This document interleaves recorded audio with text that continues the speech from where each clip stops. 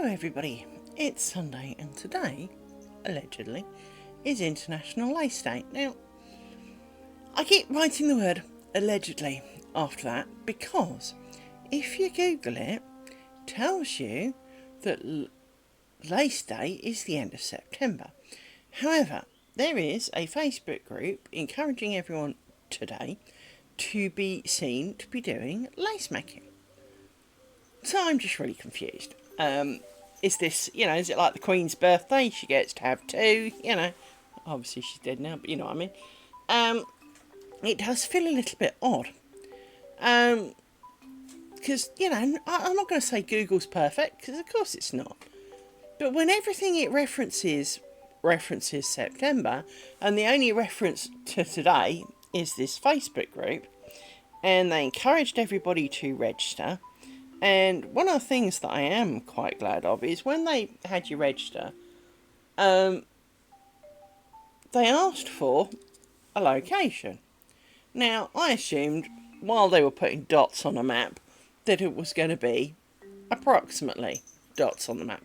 No, they tried to tie it down to your house. Now, I feel quite grateful in the respect that mine's wrong. Even though I put the right code in, mine's wrong. So don't bother if you find the map, don't bother turning up where the dot is, because that ain't my house. So I feel slightly vindicated on that, but obviously at the same time it feels like a way to just out loads of people's information. So today is a distinctly weird day. Now I want to share with you this. For some reason I am the centre of attention. And I can't possibly imagine why. I have these two rather intensely looking people watching my every move. Don't I? Yes, sniffy face. Sit. Good girl. So, let me deal with the fur faces. There's one. You need to sit. There you go. Chomp, chomp, chomp, chomp, chomp, chomp, chomp, chomp, chomp. So, where are we at? Well, doesn't really matter which side we go to. It is time to work down some more of these. So, undo you. And we need a pair of you. You've already been twisted. And I don't think I did that right. 1, 2, 3.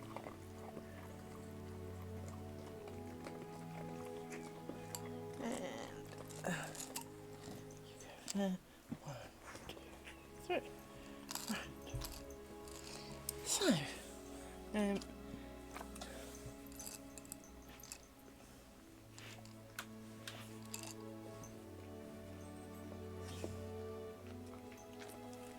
just checking I'm not losing my marbles. No more than usual. It's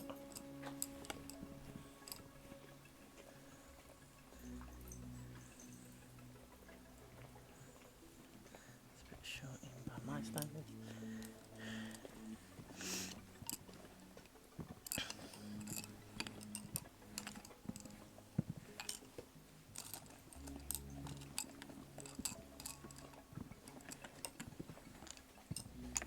You're getting longer and longer.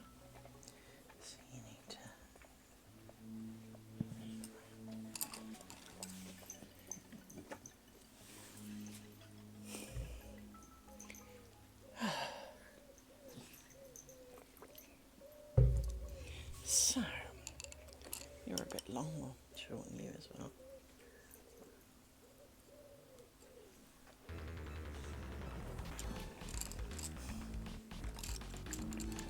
Let's give that a squish. And we'll get a pin for you.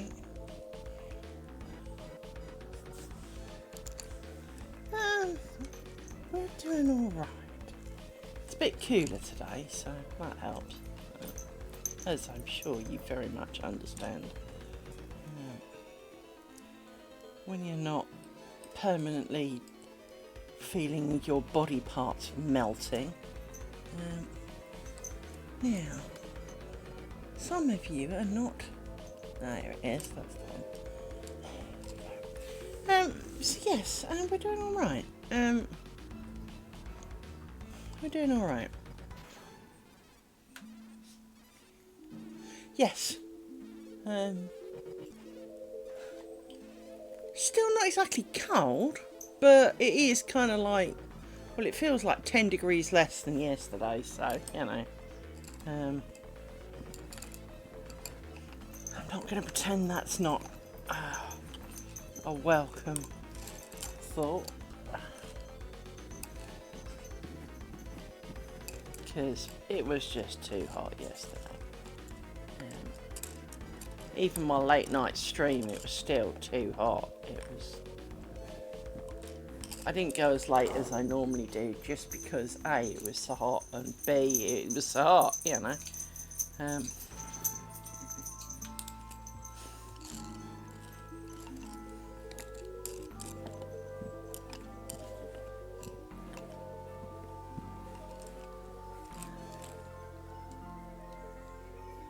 much as I love you all to death, it was too hot. Couldn't concentrate. And as I'm already prone to making mistakes, didn't need kind of encouragement in that direction, to be honest. So,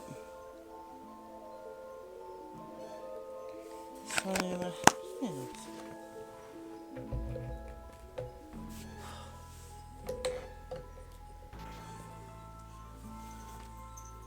Fair enough.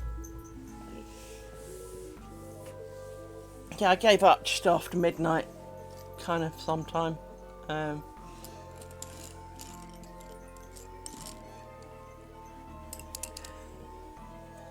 Just because, well, as I say, kind of wanted to get some sleep. But chances were slim, but I wanted to get some sleep. But because it was getting cooler, I opened all the windows, and when I woke up this morning, it had dropped considerably, so I had some sleep, which was nice.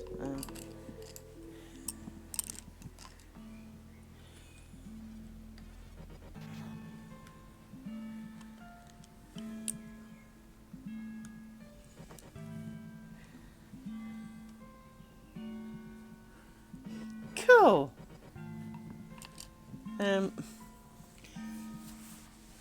Yeah, I kind of feel for you, because ABS is a blessing and a curse, like most computer applications.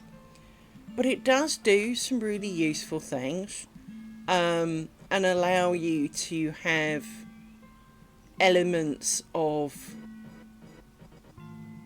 you know, such as my Be Right Back screen. I can have as many as I want, really, but you can set up lots of different things. So, for example, you know, like I've got my little talking face in the bottom corner. You know, it's all done through ABS. Now, there are things that I kind of wish it did or made simpler, for want of a better word. And one of the things that I am supposed to be able to do, but when I looked into it, it didn't really work, which was, in theory, rather than the music that you get to listen to every stream, which probably does get a little repetitive, and in fact, someone did whine on my YouTube videos that it's the same music every time, and it's like, well, yeah. There is 3.5 hours of it, but before it repeats, but of course it does mean that every video starts with the same music and plays them in the same order, and I could shuffle them, but, you know, Rory, stop licking my hands. And I know you want to, little man. You're just being annoying. But it would mean that I could play, let's call it, interesting music, and have it on my stream, but the recording on Twitch and that goes up to YouTube would contain, let's call it, copyright safe music, right? So that there would still be some music, it just wouldn't be the joyous, happy stuff that we got to listen to at the time. And Well, it saves the copyright issues, right? And Twitch do make it quite clear how to do it to Twitch, which is great. Except when I did it, it didn't work, right? But on top of that, the other problem I had was that when I wanted to upload it to Twitch, so up to YouTube, I would have to edit the video because I can't quite remember how it happened. But you have like audio streams, I'm sure you understand this, right? So you have audio streams and you have one which is my microphone, one which is the non-copyrighted music, and one which is, say, the copyrightable music, right? And you point which ones you want to upload in OBS to which, right? So you have one which is the upload to Twitch VOD, so and because Twitch has a thing that where you can say, basically strip out, you can almost do the equivalent of strip out the music, right? The YouTube one is supposed to be, or arguably you can tell it to be, the same. So you would expect then that the only channels that go to the YouTube save file that, well, the video that you save, I save to disk, and part of the reason I do that is so that if there are any farts, I don't capture the farts, I have the raw source, so it continues on. And it didn't work. When I uploaded it, it didn't play any sound at all. And it either played all of it or none of it. So then you have to put it through something to strip out the copyright thing, which isn't hard. But in essence, if you've got to pump it through some software that real time basically, because for some reason it can't just go mute channel X and save to file, right? Well, then instead of me, streaming till late and it spending a couple of hours uploading it, well, if I've got to spend a couple of hours shoving it through some software before I can spend a couple of hours uploading it, streaming would take more time than my work does. My paid work, that is, right? And much as I love you all dearly, it's quite a time sink as it is. Because obviously, you see me come on stream, do some stuff and bugger off. Well, because I want to record it, I put it on YouTube so that it's a full accountable, because Twitch will only keep so many days. Well, then it takes, because I've got pigeon internet, it takes a while for it to upload. And by the time I go to bed, sometimes it hasn't uploaded and I'm sitting in bed waiting for it to upload. And it can be 2 o'clock in the morning. Well, I start work at 7. And so as a result, there is a bit of me that kind of goes, if I start at, say, 5 o'clock, which is about an hour after I get off work, I do 3 or 4 hours. If it's going to then take 3 or 4 hours more, well, that's like midnight. Then he's got to upload it, which might take 2 or 3 hours. Well, that's 3 in the morning. The fuck off. But I really wanted to, because I really wanted to have, YouTube friendly and non-copyrightable stuff playing so that should people view them, because it does seem, now I may be wrong, but it does seem, if you look at the videos on Twitch, on my channel, that people go and watch them. Bit weird, but they go and watch them, because they don't seem to come here, but they do seem to come and watch them. Well, if that's the case, I obviously don't, I don't need any grief from Twitch over copyright stuff, as we all know. No one needs grief over copyright stuff. So it kind of ends up with the...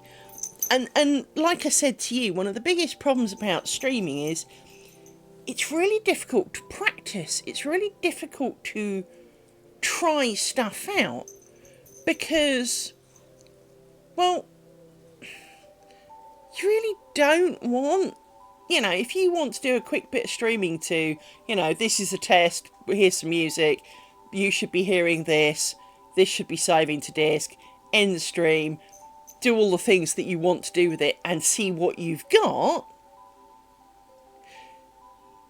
Imagine I was one of the big streamers with like 20,000 followers who are all going to leap on the moment I hit go. You don't really want to piss off 20,000 people. I don't want to piss off one of you, let alone 20,000 of you. Now, obviously, I'm quite fortunate in that most people who follow me don't seem to come to watch my videos particularly. And so, you know, hopefully it wouldn't annoy people too much. But it annoys me in that there is no... I mean, when you do Teams, right? So Teams is a system we use at work.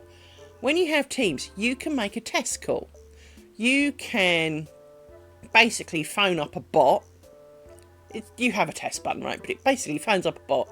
It will play back what it heard. You can see whether your camera's working. You can see, you know, you can see what's going on. And from that point of view, that's really cool. Because you can test quite a lot of it without actually going through the grief of, you know, notifying people. But it is that frustration that I would like to do it, but I don't seem to be able to because, as I said, I did do a little bit of an experiment with one of them, and you're allowed like under 10 seconds of copyright material and it won't whine, right? So I played, I don't know, another one bites the dust or something, right? For like 8 seconds. On allegedly a channel that was not going to be saved for the VOD, that should be all fine, that shouldn't get saved to the save file for YouTube. Well, first of all, yeah, it did. So then I had to strip it out.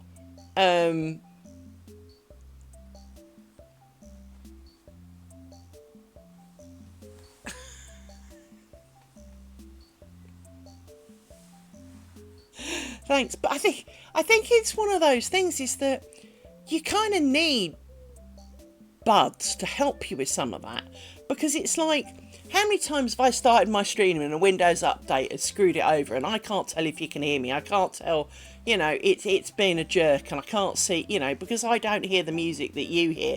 I don't know if it's playing or not. I don't know if you can hear me or not. I mean, if my mouth's moving, I assume you can hear me, right? But if you can't, you've got to tell me.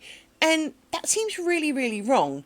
It seems really wrong that there's no easy way to monitor your own stuff except for watching it, and then it becomes like playing a church organ where you go, you know, Toccata and Fugue,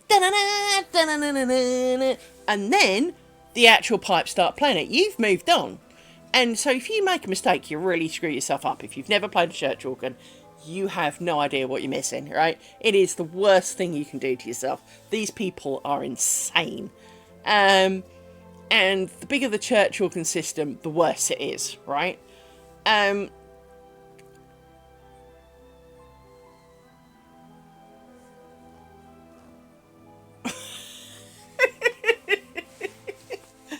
be honest, I understand entirely. And that's the thing, is that I get so fed up of I mean, it's kind of the story of my life. I find myself watching everybody else do something, and yet it's fine for them. So one of the streamers I love watching, Darth Microtransactions, he plays copyright music all the time, but it never hurts him. I mean, with all due respect, every game ever streamed, well, that's copyrightable. If you think about it, the gaming company copyrighted the music, the characters, well, but that's okay. It to me, it's a bit like, I always found this amusing for all the wrong reasons. In World of Warcraft, you have the Horde and the Alliance. Go Horde, right? That's where my allegiance lies, right? But you're not allowed to speak to each other and it's designated by race. So basically, the quintessential example of racism. I can't talk to a human as a Tauran because I'm a Tauran. But I might be nice. They might be nice. Who the hell knows? Because we can't have a conversation. You're not allowed to swear, but they name their items Bastard Sword.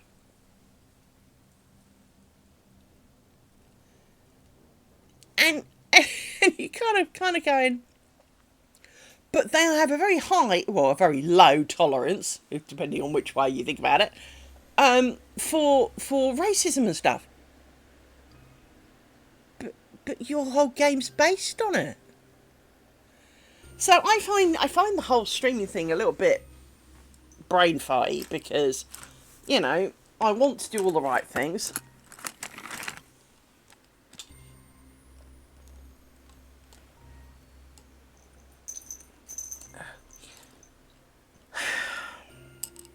I assume, and I could be very wrong, but I would assume because Disney will come, the Disney soundtracks attract the wrong attention from Disney.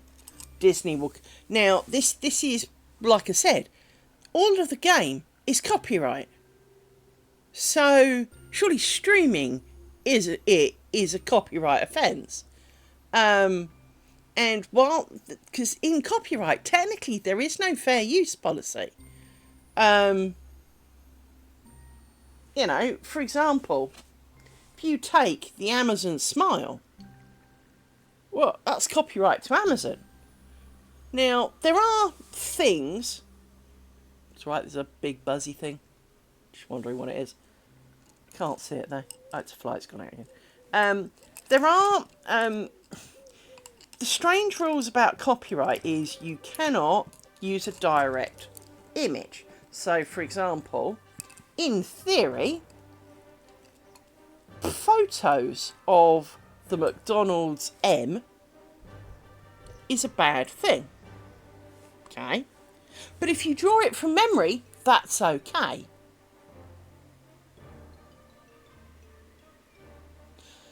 Okay. That gets a bit complicated. And so, I don't know. I find myself...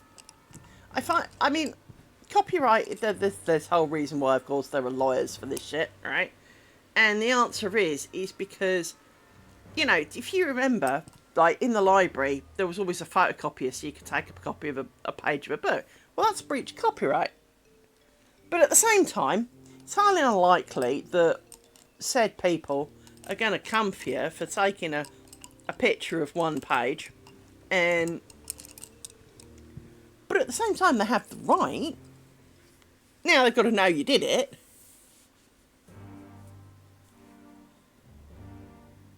Well, and this is the other thing I don't get. So if you're allowed to stream it but not keep it, what's the difference? You still streamed it.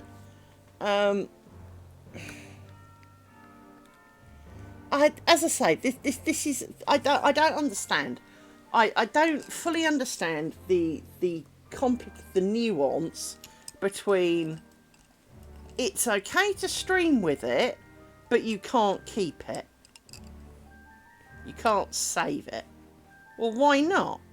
I mean,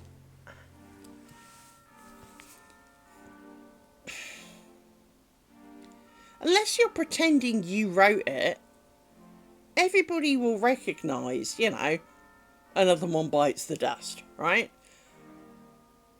There almost aren't.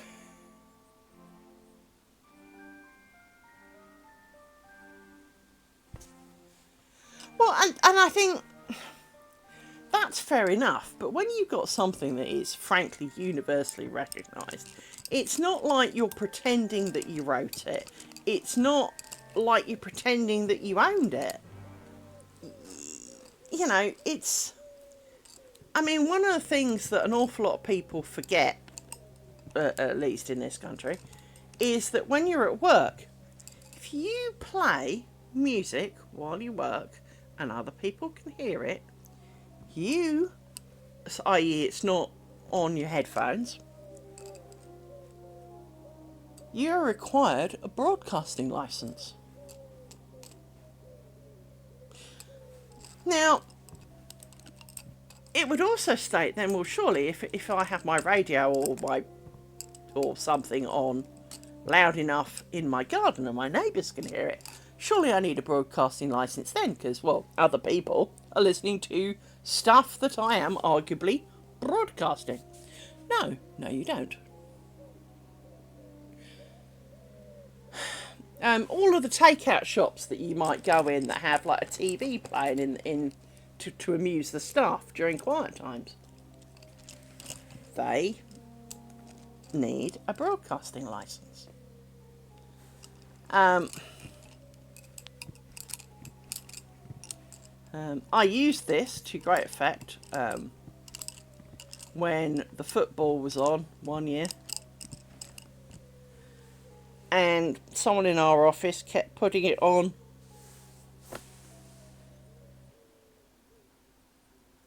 Well, exactly. But I used it to great effect at work because I'm not greatly into sport. I mean, there's a couple of sports I'll happily watch, but I'm not greatly into watching sport as a whole. And because I work in a male-dominated environment, football is a major topic of conversation. Now, there are quite a few of us in the office who didn't give a flying fuck about football, and frankly, if all the footballers died of some zombie-infested plague, we'd probably cheer.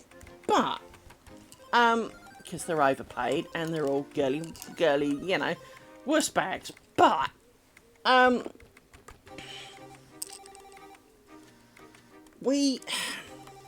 someone kept coming in and putting it on what was supposed to be a monitor for displaying our monitoring systems. And so all day when the football was on, and I can't remember what it was, but there was a lot of football on. It was obviously some Euro stuff, so it was on, during the daytime. And so I pointed out, I hope you've got a broadcasting licence for that. It's funny how it stopped that day. Now, it turns out they did have there was a broadcasting licence for the site. But they also took the point. There are legal ramifications to this. Well, this should be different.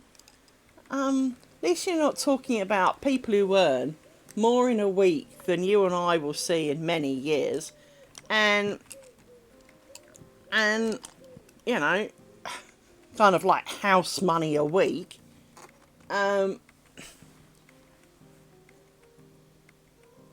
Going, ooh, groin strain.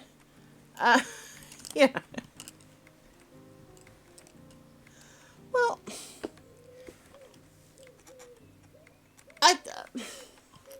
there are sports where people are paid a lot of money, and I don't disagree.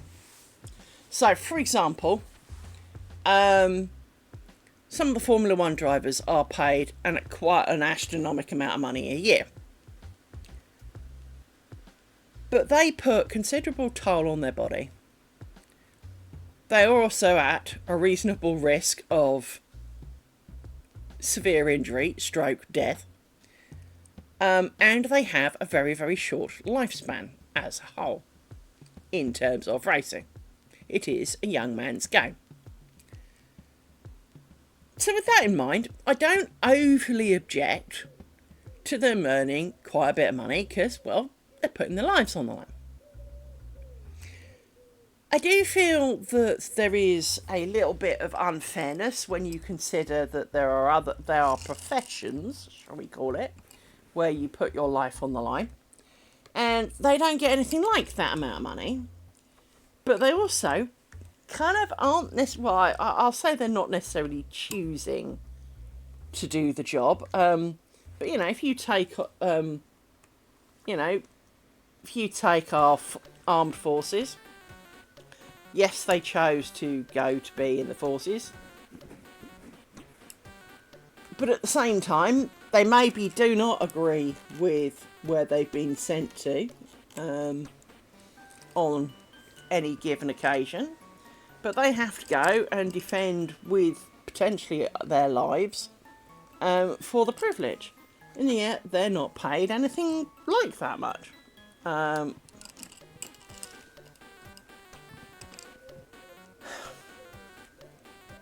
So I don't, and at the same time, if you've ever seen how much, one of the things that I always found kind of interesting, if you think of your GP, your local GP, their salary is usually starting at 3 figures, right? If they're a surgeon, no, that's not. Surgeons don't get anything like that much. Yet surgeons specialise. Surgeons become pioneers and leading in a field, you know. GPs, you know, deal with 20,000 runny noses.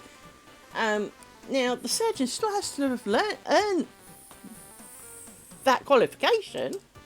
You can't be a surgeon without having been a doctor.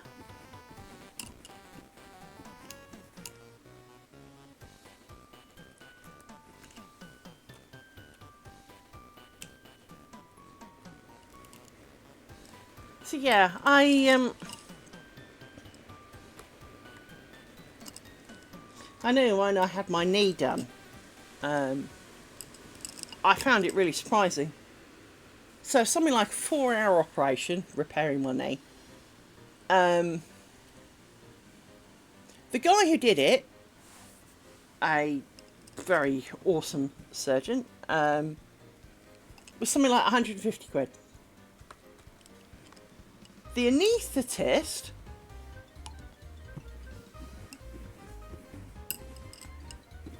was something like £3,000. The operating room was another 2, you know. The bed I didn't sleep in was, you know, plenty. But the actual man who did the job got next to nothing. And I found that slightly surprising because, well, part of you sits there thinking, well, surely the man who did the work is gets the most money. No. Not by a long way.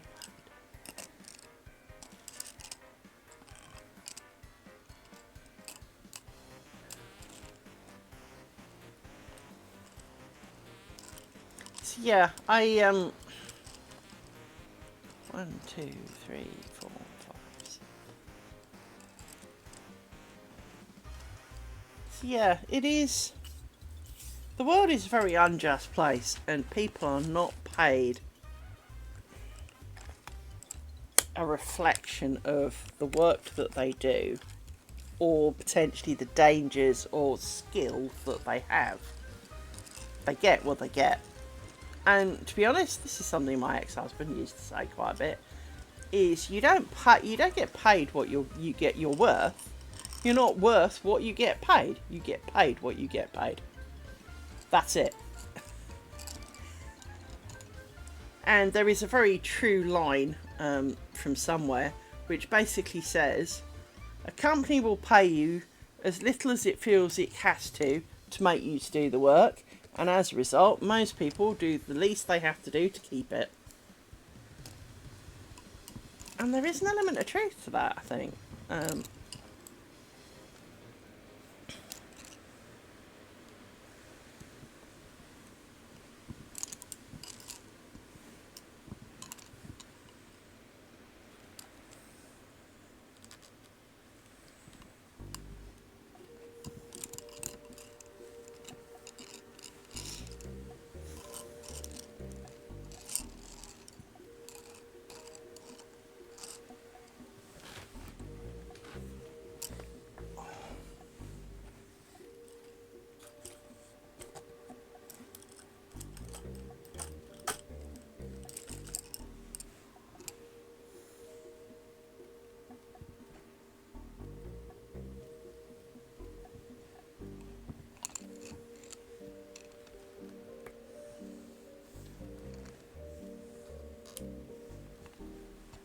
But yeah, I strongly disagree that kicking a bag and win. I mean, the number of rules and regulations that used to be imposed on footballers, I'm very out of date with what their current rule set is. But, oh, you couldn't expect them to play 2 Premier matches in a week. It's 90 minutes of kicking a bag and win, dude. It's your job. You're paid, you know, as I said, the cost of a small house every week. I'm sorry, you're not allowed. You're not expected to work for more than 90 minutes a week. Really? That doesn't seem valid. You know. So I've got to move this table again. It's digging in my leg. There it is.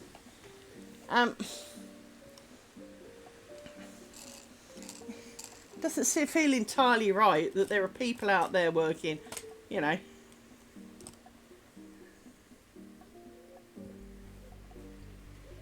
Yes.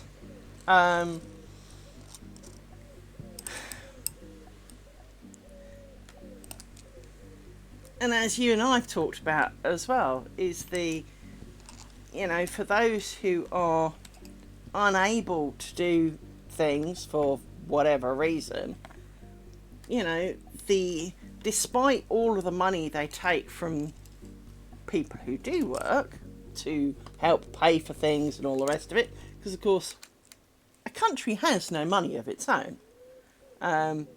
The only money it has is that which the people give.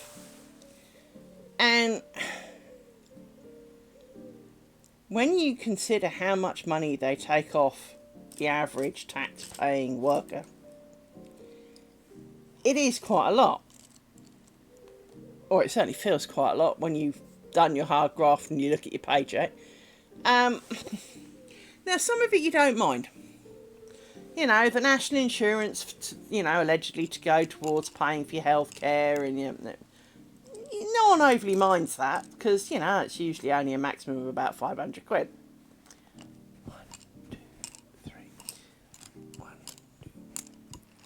But when you look at the general tax that is taken from your salary because you earned it,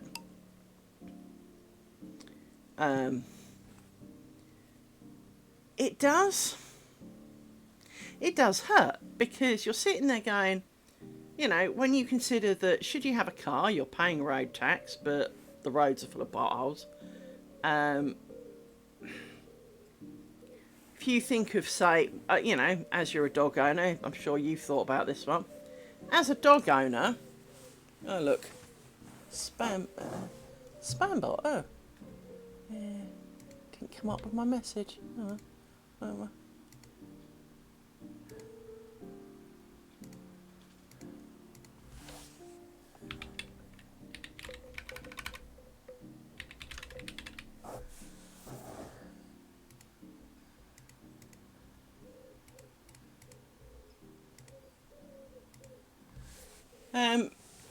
But if you consider your dog insurance, so I've insured Rory and Amy. I pay a small bloody fortune for it, mine, but I insure Rory and Amy. If they need any form of medical aid whatsoever, unless it's kind of dental or neutering, there is an exceptionally good, you know, reasonable chance that the insurance people will cover most of it. But when you pay car insurance, they don't pay for surgery on your car when a bitch breaks. So if my clutch goes, they're not paying the near £3,000 that I need to pay to put that right. Same with your house. If you break something in your house, arguably you can claim on your house insurance. You'll pay for it later, of course, but depending on what it is, you can claim off your house insurance. But you can't do that with car insurance. Car insurance is the biggest con in that respect. Because the only thing it covers you for, really, is somebody hitting you. Anything else pretty much happens to it, tough luck.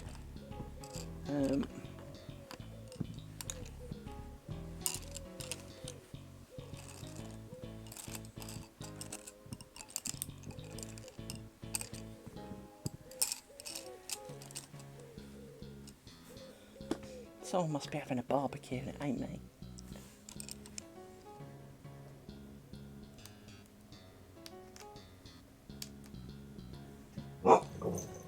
Enough! It's a good boy. Yes, you tell them, but that's enough now. Rory. Rory. You've told them. No, come on. Rory, come on. You've told them. That's all they need now. Yeah, I don't know. I've never understood why footballers pay quite so much.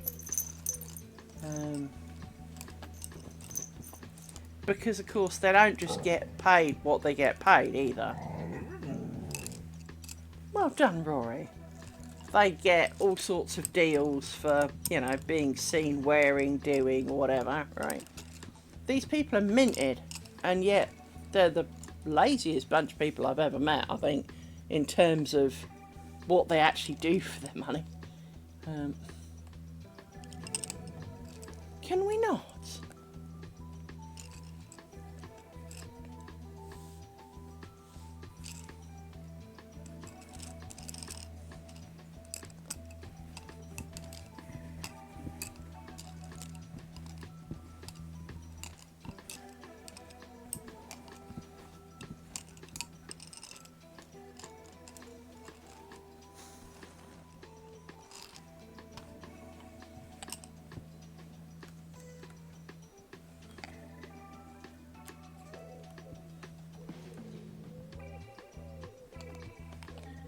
Mind you, I'm not going to say actors have an easy life, but the big names don't half get a lot of money for pretending to be something they're not, you know.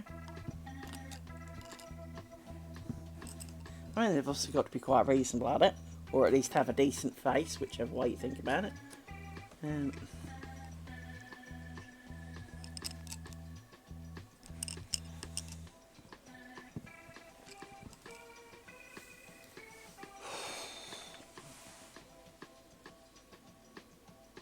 Hello, Mr. Paws. You having a grumble at the world? Is it Sunday? And it's Old Man Grumble Day. At least your ears are cooler today, aren't they? Your ears aren't burning hot today. No.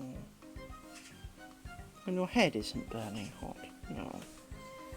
No, it's not. No, it's not. Jumping up on the couch. Do you?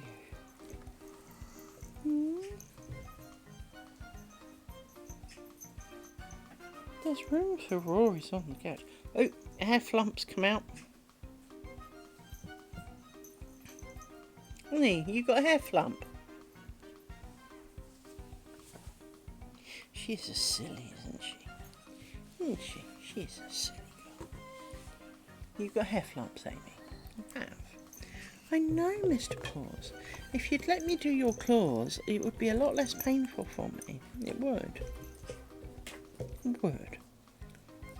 I would demonstrate to you the price you pay for trying to do his claws, but I'm really not in the mood for it in this weather. All I can say is there would be blood and it would be mine. And you've got bloody long claws though, and they do need trimming, my man. They really do. They really could do with being shorter. They could. And your sister was so good about it yesterday. She was. The vet tried. It's all I will say to that.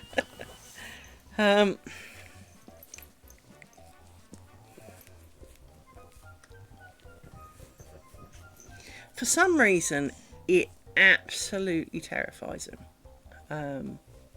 Which is daft, considering when I got him, I don't think he'd ever had his nails trimmed. I've never hurt him with it. It's right. Big claws, my man. Big claws. I mean, as you can see, you know, from the scarring on my arm, his claws can be a little bit overly enthusiastic. It was not meant in hate. It truly is. He panics. Whereas his sister happily let me trim her claws yesterday. You won't, will you? No. You trust me and love me beyond all things. But not that. Mm. Mm.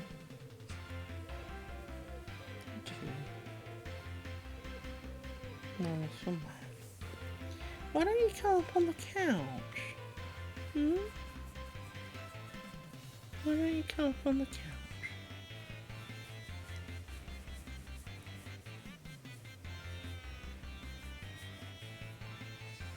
Oh, off you go. You have to kind of go. In the end, though, you end up trying to do it to him while he's asleep.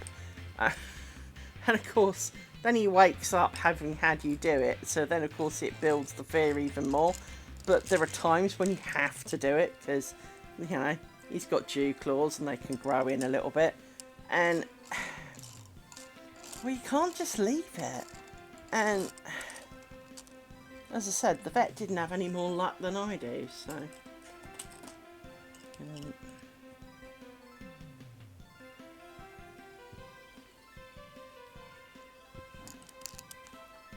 I saw that. I saw you get longer there. So yeah. As I say, I don't understand why he's so scared of it. I've never trimmed his claw too short. And he's got worse rather than better as well.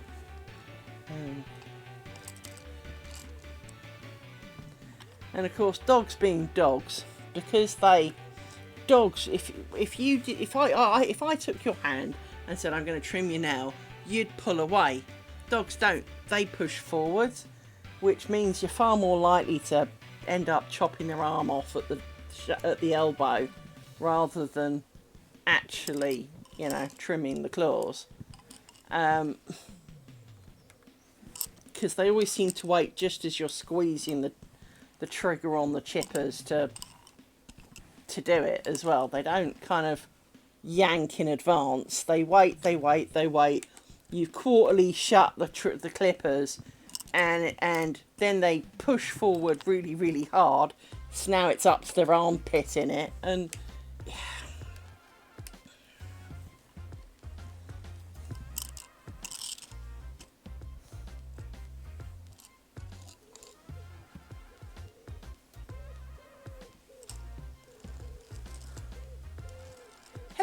Hello. For some reason, my sound thing has stopped doing sound things. Why has my sound thing stopped doing sound things? My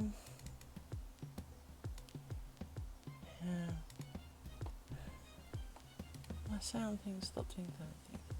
Let's try this again.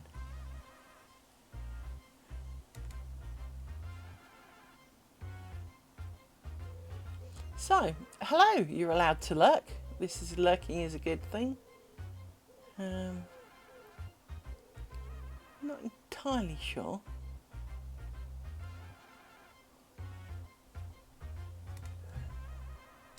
Let me test this, hang on.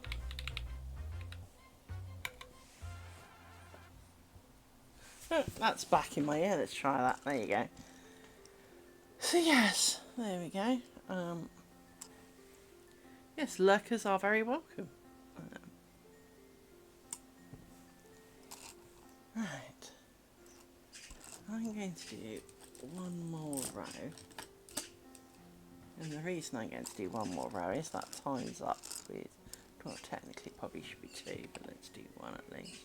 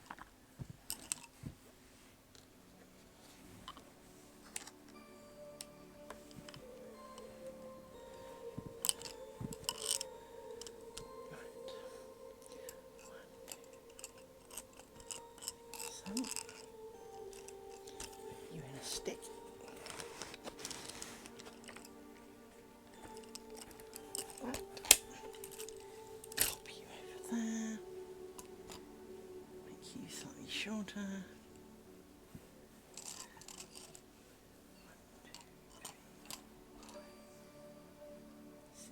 8. Must have one of you then.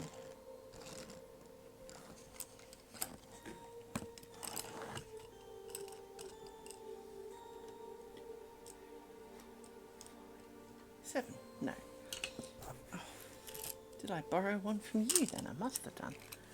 1, 2, 3, 4, 5, 6. I did. Not that it is drastically important, but my sanity dictates that it's important. So you shouldn't over that way. You go in there like that. Now that's you. You'll need to come down a bit.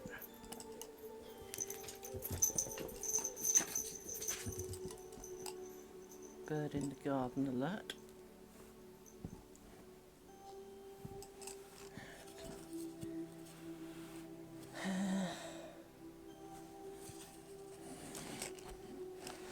Let's put you up like this. You over there. Come and do you.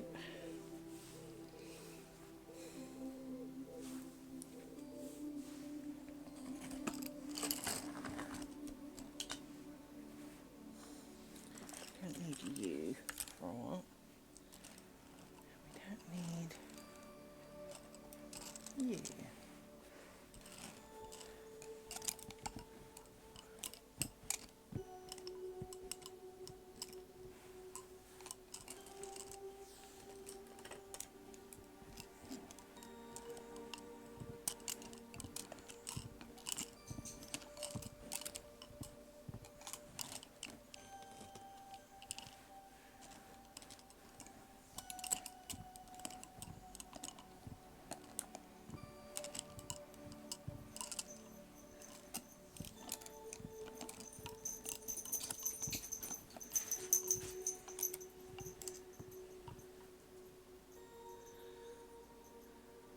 Fair enough.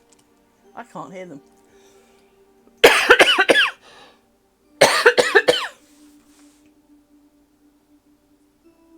No, I can't hear them. But then the ear nearest the door's got the ear plug in thing.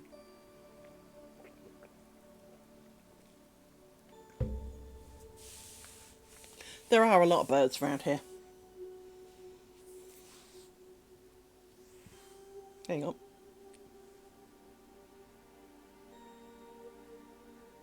I can hear a very distant cheeping. No, can't really hear a lot. But I'm also used to it. So.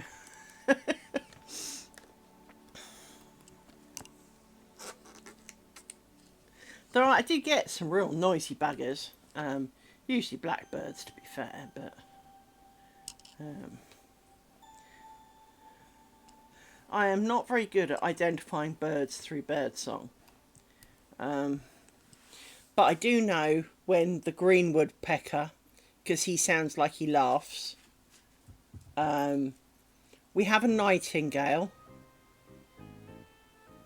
owls, every form of tit, sparrow and communal garden.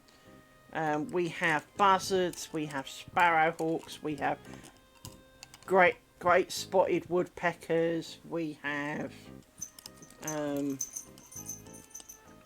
pretty much some of everything actually.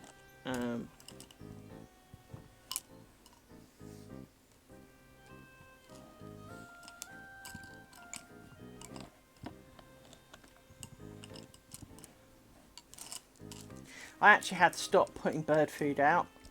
Sounds really horrible, but I had to stop putting bird food out because the birds weren't actually looking for food. They just came and ate mine, and they were getting through quite a lot. Now, to an extent, don't overly have a problem with it, but it was causing bird fights.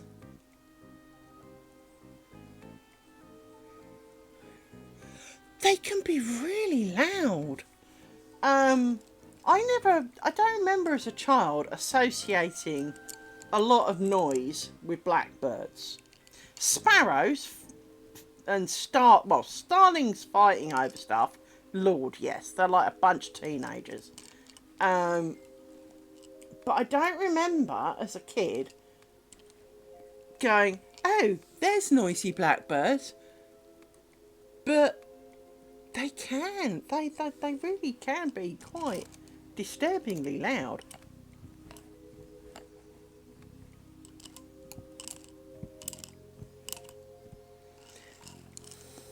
That's usually then it doing an alarm, surely. Um,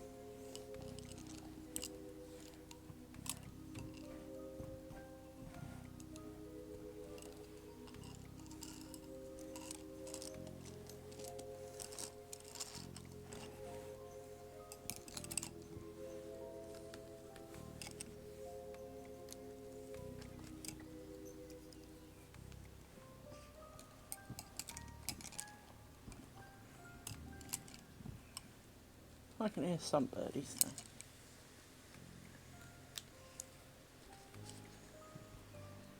I have the door more open than usual. It's wide open rather than just unlocked at the moment.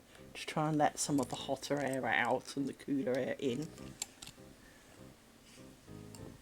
I don't know what that one is, the kind of noise.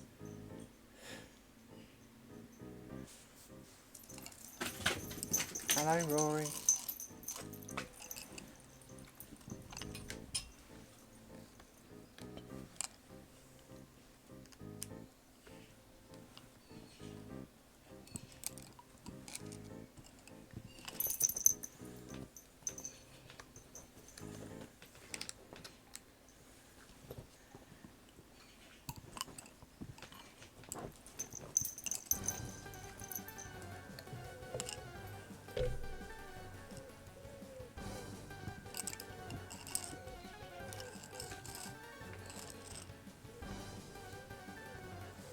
Hello, little man.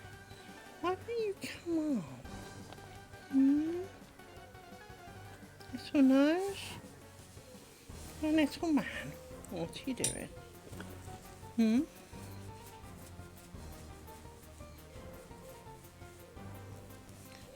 Stop licking my cushion, Amy.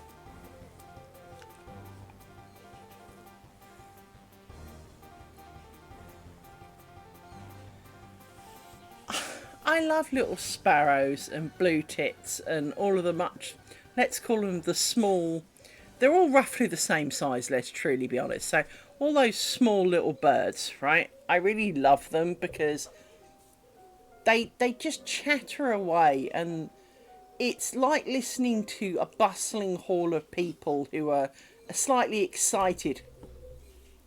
They are dicky birds, you know.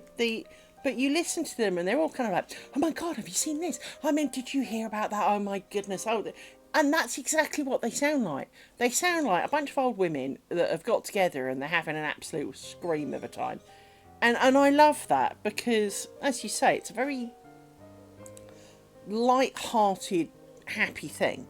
Now, I think the kind of noises are magpies. We get a few of those. Um, but it is kind of interesting to watch because I can only see a really small part of my garden from here. I have considered moving the place around because now I don't tend to watch the TV. I could move it so I could see down the garden, and that could be a good thing. But then my couch wouldn't be near the fire, so in winter, so yeah. Anyway, um,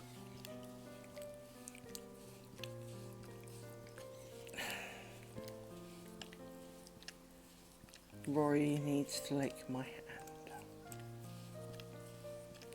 But I do love listening to the birds. I love the fact that if you can hear a kind of waterfall-like noise, I don't know how well it's picking it up.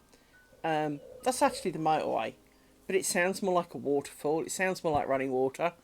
But the fact that I can hear so many birds, and it is quiet enough to hear so many birds, This is one of the things that overly improves this from my old house. For I couldn't have done this in my old house. I could not have streamed this, had the door open. There'd be no birdsong. All you would hear was traffic. Really loud traffic, to the point you have to speak up to be heard over the traffic. You had to turn the TV up if you had the TV on to hear it over the traffic. All bloody night, 24/7. And it really got to me. It's the whole main reason when I moved, one of my kind of criteria, because like all things, when you're offended by something, when you're looking for a replacement, the things you look for are all the things that are offending you about the current one. Now, this does sometimes mean that you overlook things that you probably should have done.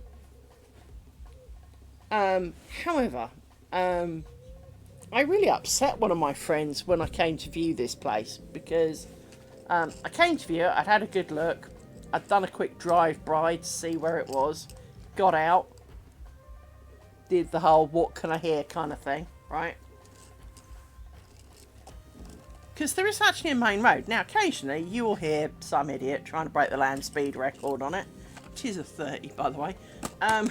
But that's never stopped them, as we all know. And some guy on his moped or whatever it is, you know, trying to break the land speed record. And actually some of them are just general motorbikes trying to do about 120. And there's always hope that they'll fall off into a ditch.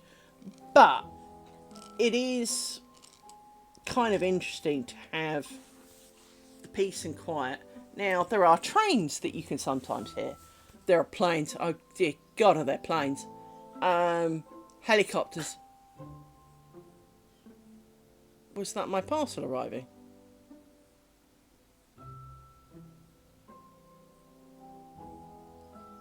There is potentially a parcel due to arrive shortly.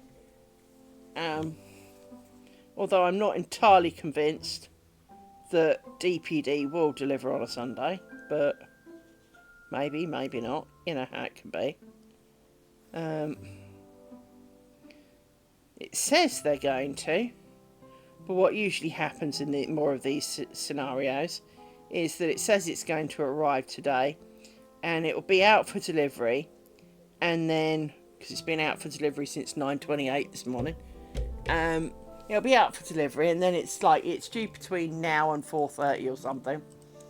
And what actually happens is, in about 10 minutes it'll update saying between 7 and 10, and then about 9 o'clock it'll go, oh, it's delayed till tomorrow.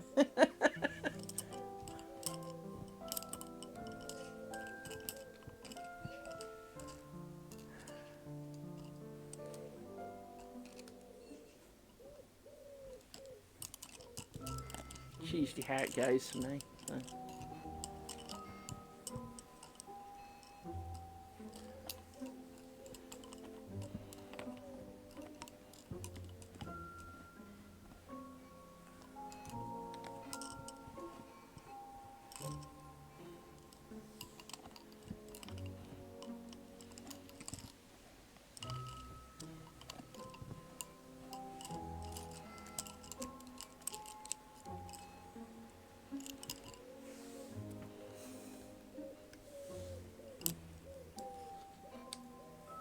Definitely smell barbecue.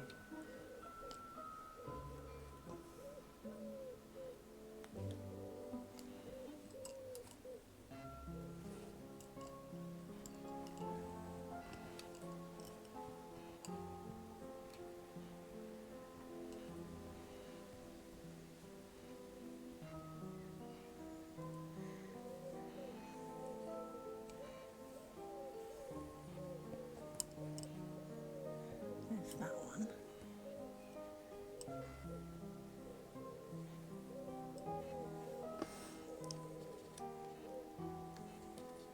Why do they look crossed? Something weird going on there. Something weird going on here too. They both look crossed for some reason.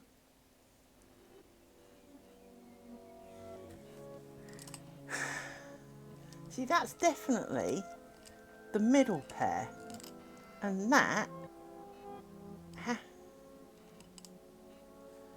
Oh, we can do, yeah. But usually, thankfully, they're in the field beyond. So, I don't get too many of them directly kind of screeching in our house. We do, however, have a stork, geese, ducks, and other kind of waterfowl. The stork is a bit scary, actually. The other side of my fence, which is just a normal looking bit of fence, scared the shit out of me. And I seriously, it scared the shit out of me. When I came looking at the house, and I brought Trevor along to come, witness the house, right? We had a bit of a walk around behind, in the field that's behind it, right? And I obviously did the wrong one at the wrong time, is all I can say to that. But, so we had a walk around behind and, had a quick look. And, propped up against the back fence was a dinghy, right? And we're kind of like, what the fuck? Anyway, we walked around a bit and discovered, well, frankly, what is next door's garden. Okay? Now, next door garden, that way, is the old farm. And when I say the old farm, I genuinely mean that. That it was the farm that used to be on these lands. And you see, something is wrong here. That's what it is. You were wrapped around a pin. So that's caused that. Now we need to undo this bit to sort out what's going on over here. Anyway, we discovered that she has... Oh, you've got penguins. Anyway, the field behind us is technically not open land, but it's also not gated and people use it for walking their dogs, right? But it is technically her back garden. And I do think she occasionally gets a little miffed with it.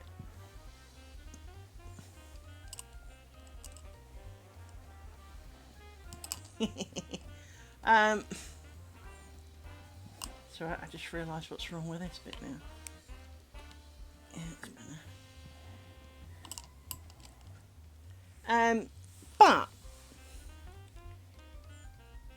we went wandering around and we walked down behind some trees, so kind of over there are trees, which is why you hear so many birds. And it's not a forest, it's nowhere near big enough. It's not even like, it's like 10 trees, right? It's,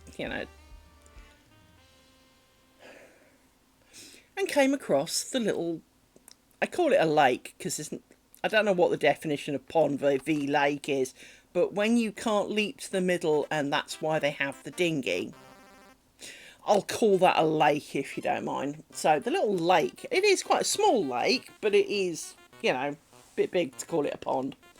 And I thought she had a plastic stork.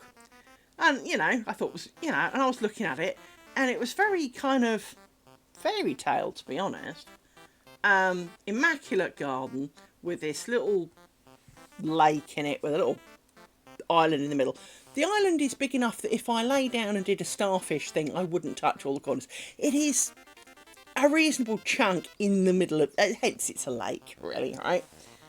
Then the bloody thing moved. I damn near soiled myself. I had no idea... I would have to look up the difference. Let me go and get a picture, and I will, from memory, try and decide for you which one it was, because I'm pretty sure it was a stork, but I will check. Because I thought herons were smaller.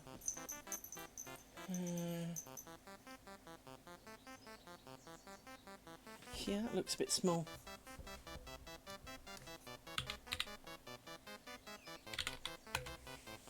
No, it's a stalk. Fucking thing's a stalk. Absolutely a stalk.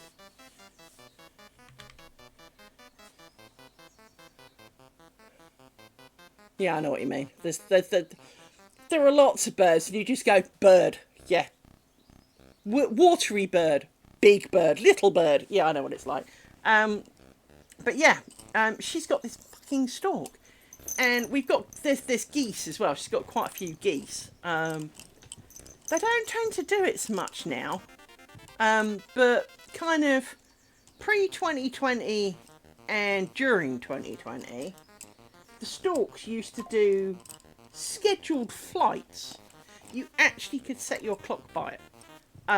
It was a phenomenon to see. Only 4 of them did it, and there's more than 4, right? As a, okay. But yeah, the storks, the geese do like a synchronized flight round of the area and shout the whole time they're doing it, which is kind of amusing. And they do like 2 laps and then come in as if nothing happened. But I haven't heard them do that for a while. But also it was kind of weird one day as I was sitting here and I was like, the geese seem a bit loud. Looked out my front window, they've come inspecting the road. They're like, and it's logical, but not logical, right? I mean, if you think of men and women in humankind, right?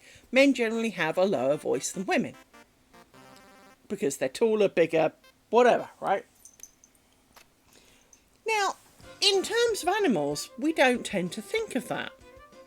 Usually, the male animal has a different call, or will be more tuneful or less tuneful, more colourful, less colourful, whatever, right?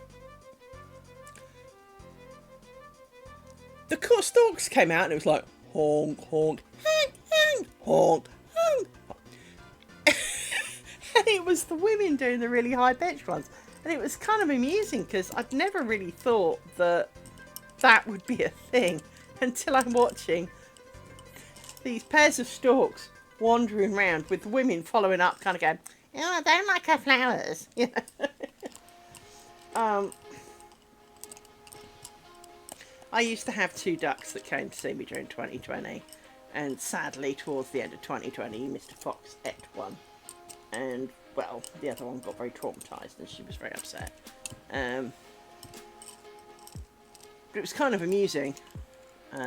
I miss Bert and Gracie. I really do.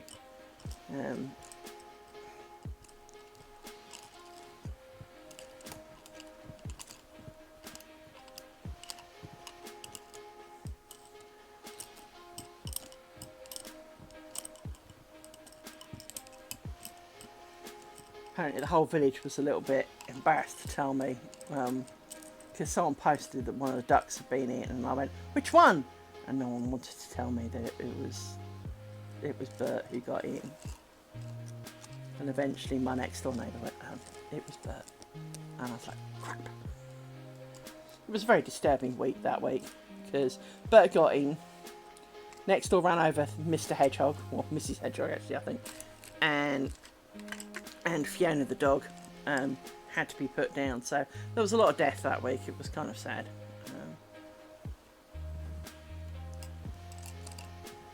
Kind of sad.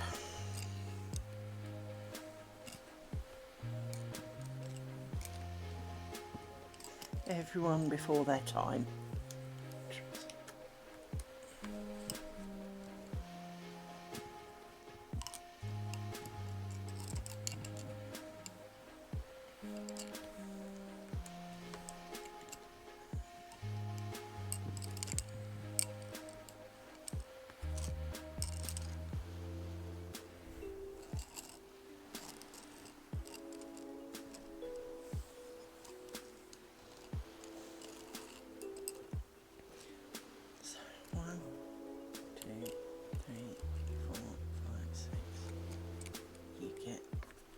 You put back in it, like this, like that.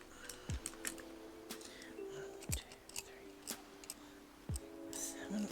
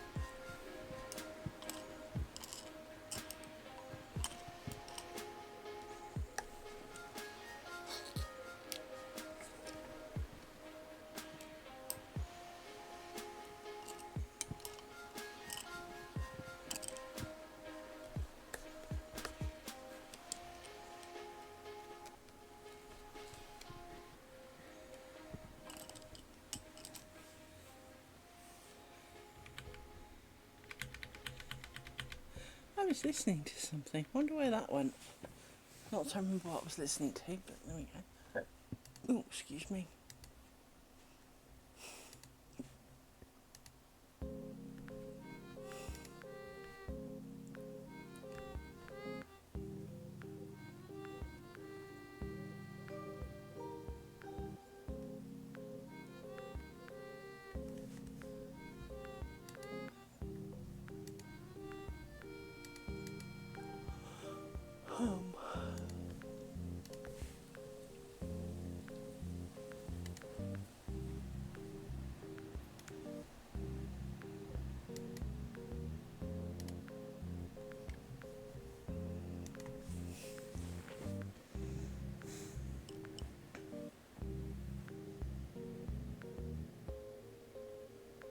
Well, this doesn't fit either.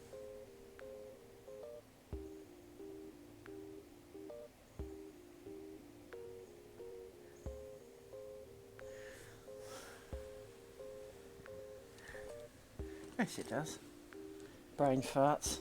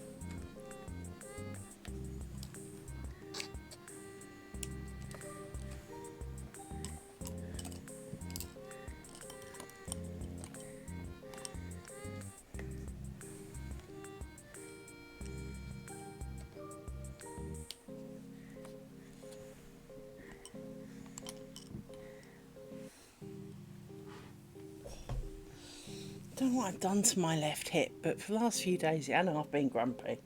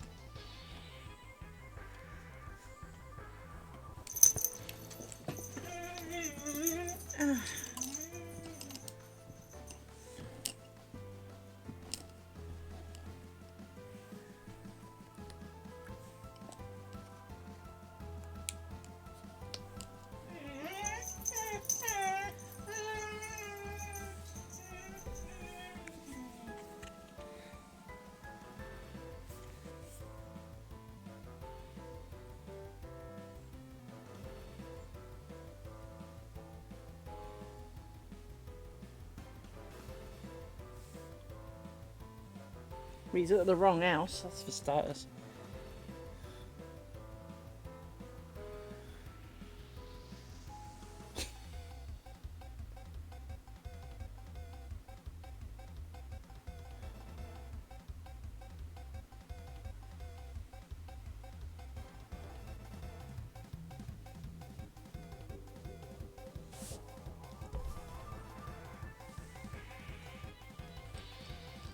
Fair enough. Well, the DPD driver's here, but he's at the wrong house. And I'm not going to go running down the road after him to tell him he's wrong.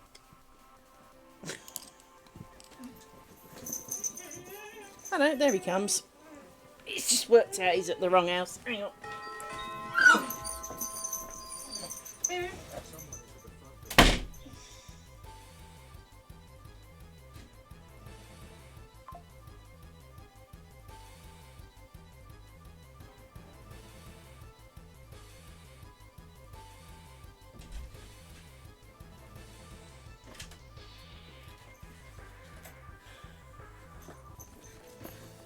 bit smaller than I thought it was going to be. Oh.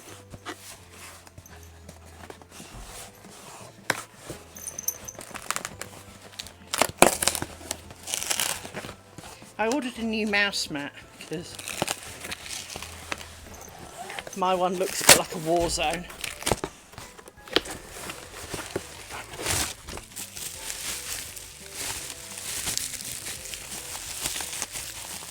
But this is one of those mega mat things that's basically a desk cover.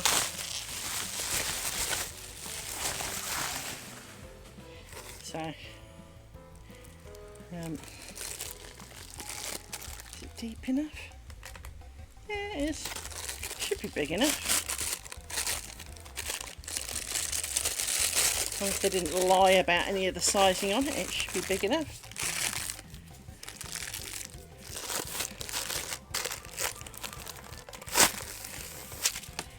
So this is fake leather, admittedly, but it's got a cork backing. And there's and a strap. Not quite sure what the strap's for. The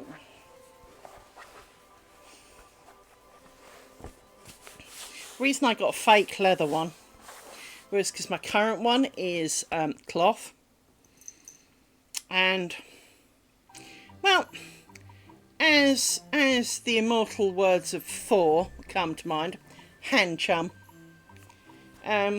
All of the skin that has rubbed off me while working on it has embedded itself in my mouse pad, and it's also just looking incredibly tatty. So I thought this might be good because this would be a lot more washable. I just need to uncurl it because it's been curled up for all this time. I need to uncurl it, so I'm going to roll it the other way for a bit to help combat the incessant need to curl. Did I curl it enough? No. Let's twist this up a bit more then. Like that. And you round like that. Like that. Is that better? Yes, just. So, I don't know what the straps are supposed to be used for, but I'm going to use it to combat the curl and have it hold it in the anti-curl for a little bit to try and help it uncurl.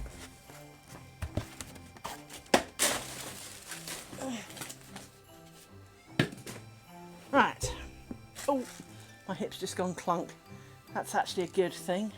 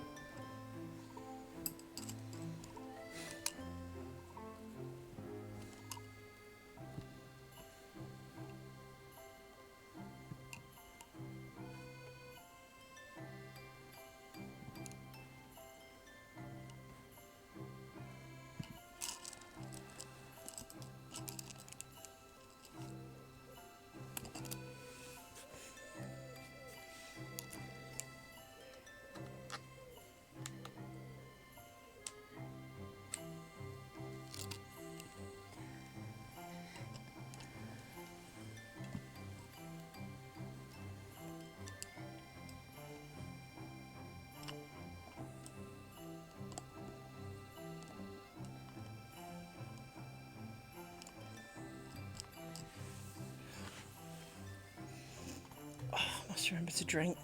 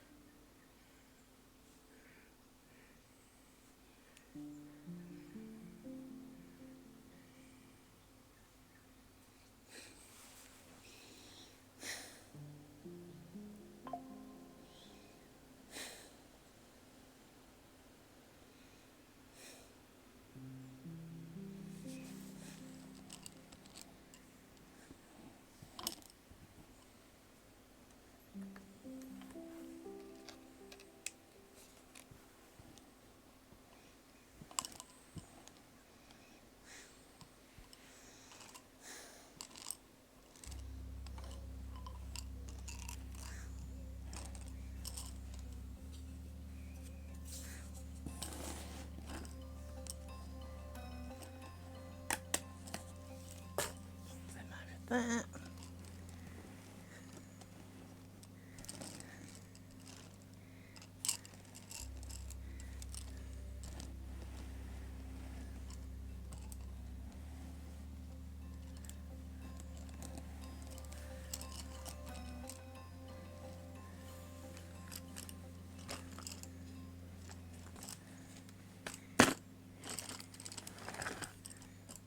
Cool.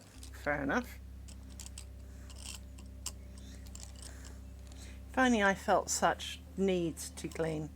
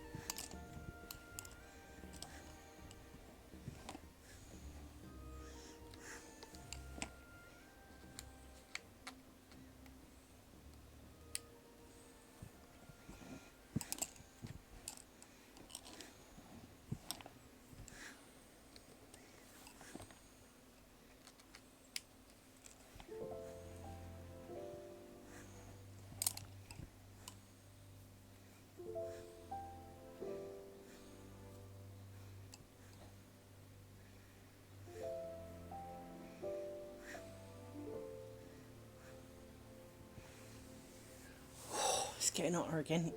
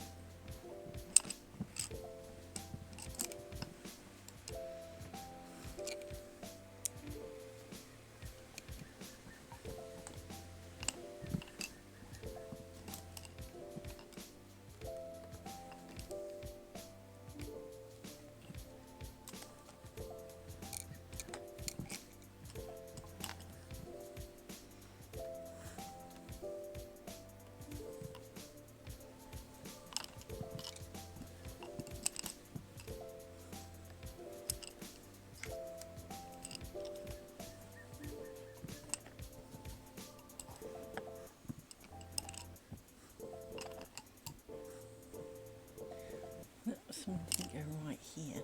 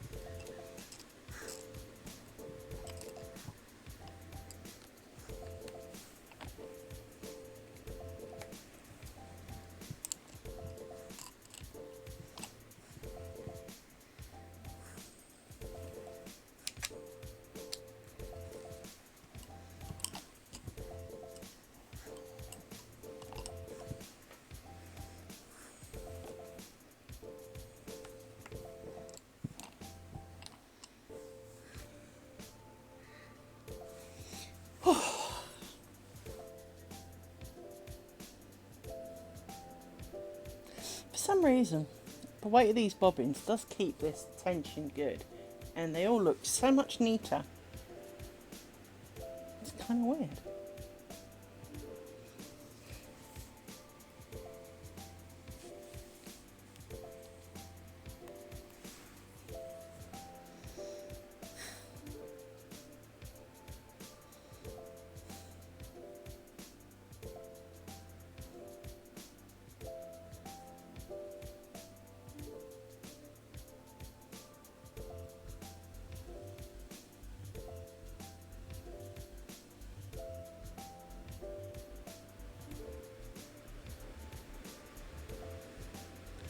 Well, you'd think you would, wouldn't you? But so why am I like the only lace maker in the whole of the entire universe who wants really heavy bobbins? Everyone else wants these, wafer light, feathers almost that. I mean, I get if you're using the, finest of fine. So this is 2-ply, I think. I'd have to. I'm pretty sure this is 2-ply. Hang on. So I can work it out by unravelling a bit. This is 3-ply apparently. But if you only had one of the plies, so it truly was infinitely small. And obviously a single ply has no strength, as I'm sure Nautical is aware with his rope work.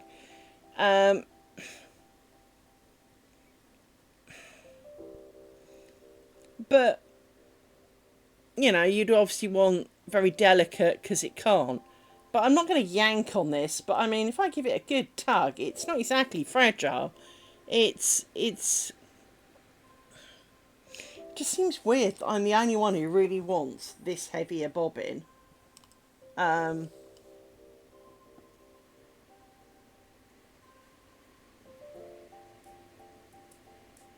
It just seems odd. Because it does seem so helpful. 2, 3, 4, 5, 6, 7.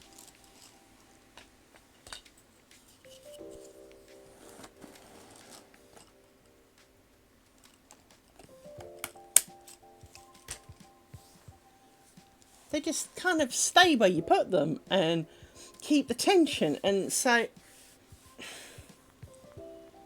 it does seem very beneficial.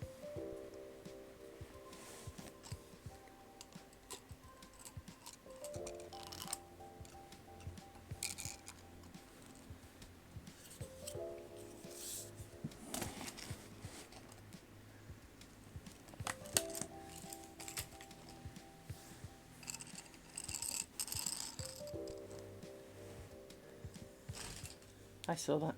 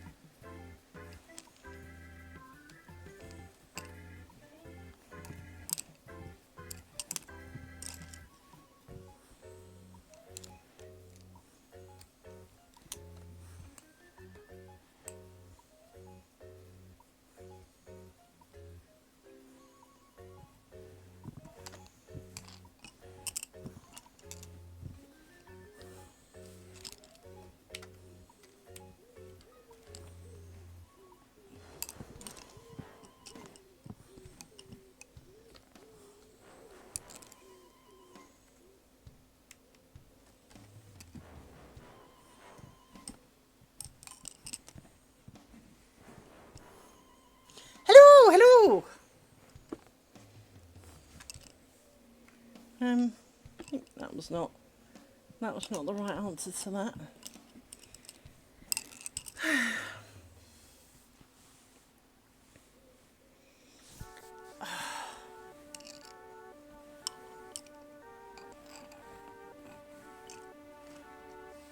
Absolutely roasting. It is making thinking very difficult.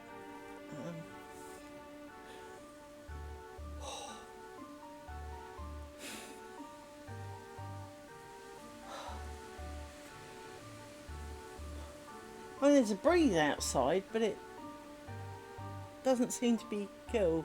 It seems to be getting hotter, not cooler. It's definitely cooler earlier, that's for sure. Oh, so it was kind of nice earlier. Oh, absolutely. Yeah, it's like Satan's crotch here. It's.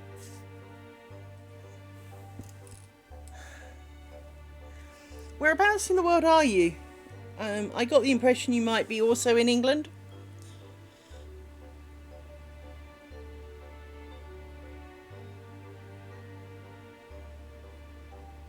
Oh, you're in Minnesota. Okay. Yeah, here in the UK, if I gave you the numbers, it doesn't sound so bad. I can assure you, it's a lot worse than it sounds. There's quite a few memes going around the internet of people from varying parts of the world going, when the Brits tell you it's horrible, they're not lying. I dread to think it was only supposed to be considerably cooler today. Let's go see what the weather app says that it is. Because my weather app thing's quite accurate. There's a weather station thing not far from here.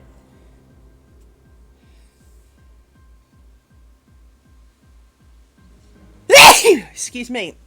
So, allegedly, it's 21. My fat ass. Is it 21? If it was 21, I would be wearing my jumper and feeling quite content. No. It's breathe in, sweat out weather. Now, it was 32 or 3 yesterday. Hang on. Alexa, what's the temperature on the downstairs thermostat? The downstairs thermostat temperature is 24.5 degrees. So according to Bitchface over there, it's nearly 25 in here. Hence the, it's not 21. But it is. Bear in mind, of course, we don't have air conditioning because that's just not something you have in the UK. And it is quite humid. So it's kind of sticky. There was a meme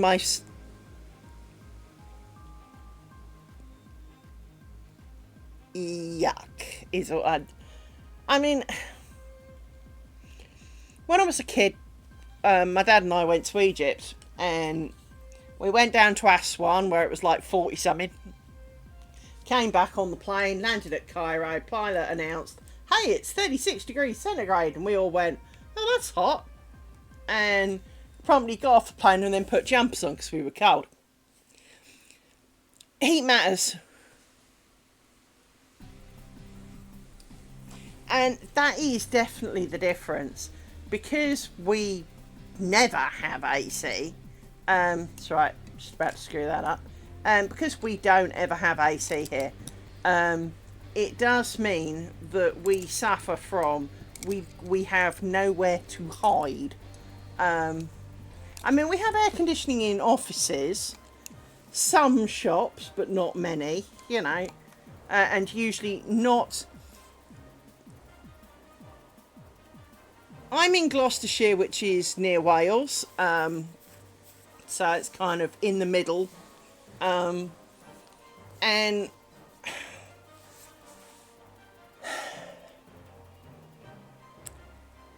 one thing that always really, I mean, bear in mind, I am not a girly girl. I can't stand clothes shopping, right? Absolutely hate it. But one of the things that does make me laugh is on a day like today, first of all, you can't go down the shop and buy shorts or, you know, stuff like that because, well, they're selling winter stuff now. Yeah, but it's not winter. You know, when the sudden summer arrives, I want to be able to go and get a new pair of shorts because, I know, you know, I sat in something. I don't want to be buying, you know, extra thick sweaters. I want a pair of shorts, right? And it's kind of one of those weird things is that but all the clothes shops don't tend to have air conditioning. So on a day like today when you're walking around sweating like an ogre, you go and try on clothes and it's just minging. Just the idea of I mean, I'm not a germaphobe. Very, very definitely not a germaphobe. But when you consider that, you know, 20 other people have sweated in this thing, it just, no thanks. Let's not, you know.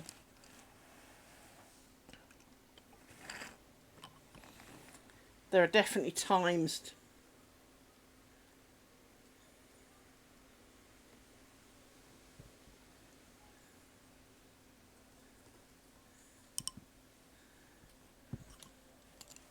Fair enough.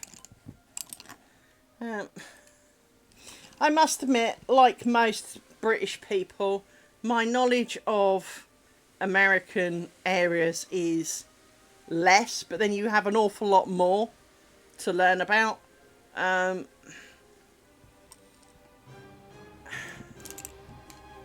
Dear me, there's a meme going around about how, you know, today's weather would be great if I'm lying by a pool in Spain.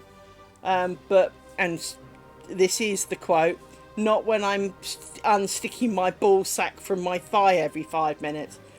It is that kind of weather, I can assure you. It is the, you know, your body sticks to itself. You know, there just isn't enough you can do in weather like this.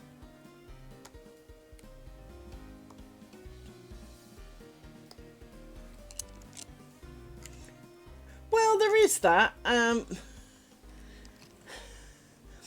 you know, as a child, I remember asking my father, so, what's the San Andreas fault, Daddy? Daddy said, oh, you know, well, it's where the earth plates meet, because I'd learnt a bit about this at school. And I went, so why did they build a city on it? If they've got all that room, why did they build city on it? And it's still a very valid question, you know.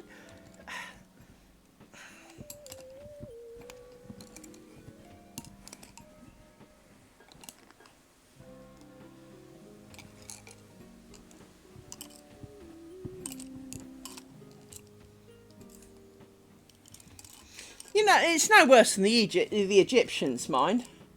In Cairo, they put a dam on the River Nile. And every 7 years it breaks, the dam, because, well, you know, weather and all that. Do you want to know the best bit? Right behind the dam, where all the water will flood over into, is the university and the hospital.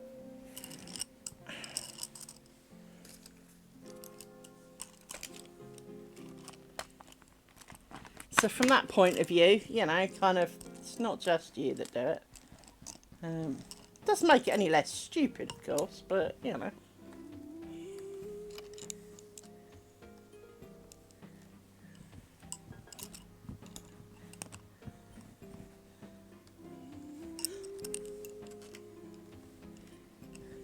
Well, no, we're not. We're pretty dumb, actually. One of the things that...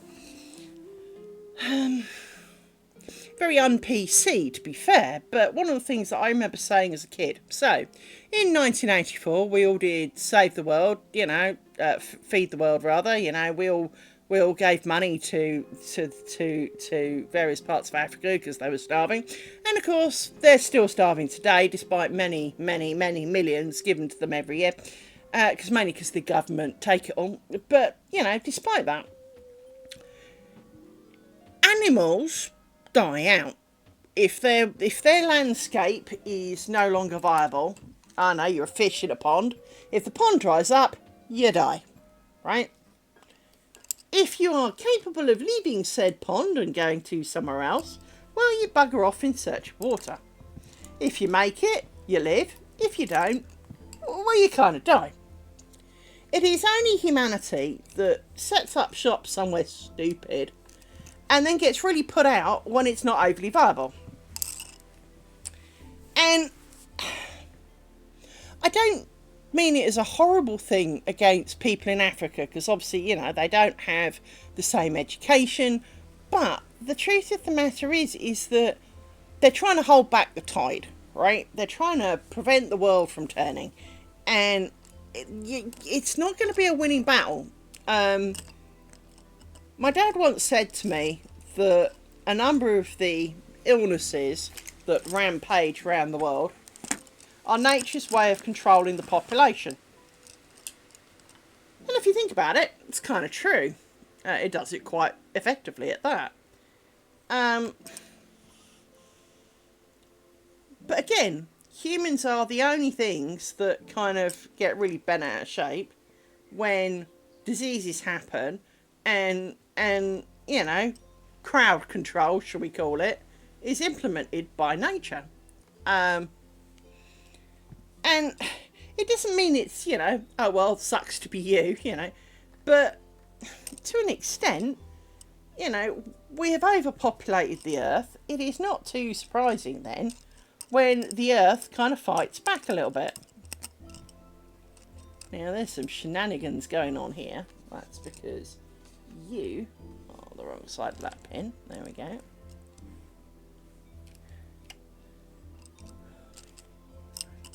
3, that's good. So you go over that.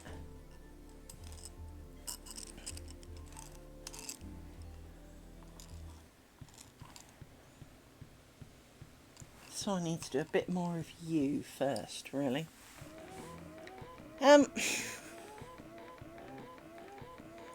Well, that's a complicated question, my friend. That is complicated because I did learn the basics when I was a kid. And when I say basics, I really, really mean basics. I learned the cross and twist. Pretty much that was it. So there are... Lace making is made out of 2 things. I will use these 2 bobbins. Cross is left over right. Twist is right over left. That's it. If you can do that, you can make lace. In practice, of course, there are many unique and glorious ways to get this wrong. Okay? So, half stitch is cross, 2 twists, because you have 4 pairs of bobbins, so half stitch would be cross, 2 twists. Cloth stitch, you do another cross afterwards, and whole stitch, you do another twist afterwards, right? That's right, just trying to undo what I screwed up, because, well, right. So it is. So as a kid, I learnt how to do cloth stitch, I learnt how to do half stitch, and I'm not sure I actually learnt anything else. I never learnt how to finish it, because we'd do like, you know, an inch strip of it. I'd do like this, you know, a few inches of it, and it'd be great, right, do the next one. So I had about 3 lessons, and either she got bored, whatever. And then last year, my brain woke up, as my brain does. Now, my brain is a separate entity in its own right. I'm not schizophrenic, but damn, I must be close to it. But my brain woke up and went, I want to make lace. Now, I do many other hobbies, and frankly, I can only really do one at a time. Because, well, none of my hobbies are quick things, right? And my brain went, I want to make lace. Okay, brain. We haven't done this for a real long time. Don't have none of the stuff. So I bought some stuff. And I made a couple of bookmarks. Literally a couple of bookmarks. And my brain's got a bit of an obsession with curtains. When, a long, long time ago, when I was a kid, my mother made me knit. And the way my mother taught me to knit was basically all the wrong ways of how to do things. When I bust my knee in, about 15, 20 years ago, I had insomnia and I watched videos about freaking everything. And one of the videos I ended up watching was double knitting. Now, knitting, for most of you, will know that you make little V stitches like this and then more V stitches, and this is known as the good side of knitting. The wrong side of knitting has loads of little bumps. Bumpety, bumpety, bumpety, bump. Double knitting is you make 2 layers, and on the outside, generally, are all the V stitches. All the bumps are trapped in the middle. So you have 2 good sides of knitting. And this is a great and glorious thing. And my brain, which hated knitting as a result of my mother, went, I want to do that, but it's knitting, brain. Yeah, but I want to do that. So I learned double knitting. And I made a king size bedspread, many other things, but we like doing big things, okay? And it really, really, really wanted to make a mural curtain. Now, it's not really a curtain, but it's a window cover, because it would be heavy and thick, right? And the idea would be, say, black and white. On the outside you have the white with black picture, and on the inside you have black with white picture. In the tiniest thread, so stuff like this. So you could get quite a lot of detail in it, and so on, right? And I managed to successfully avoid doing this for many years. But having made a couple of bookmarks, my brain went, I want to make a curtain. Brain, really? Have you any idea? So, to give you an idea, where's my tin? Here it is. This is my magic tin. This contains 8 squares. These squares take a month, okay? To make a whole net curtain, you need 18 of them. Now, on my pillow, I have square number 9. Not here, another pillow. Square number 9.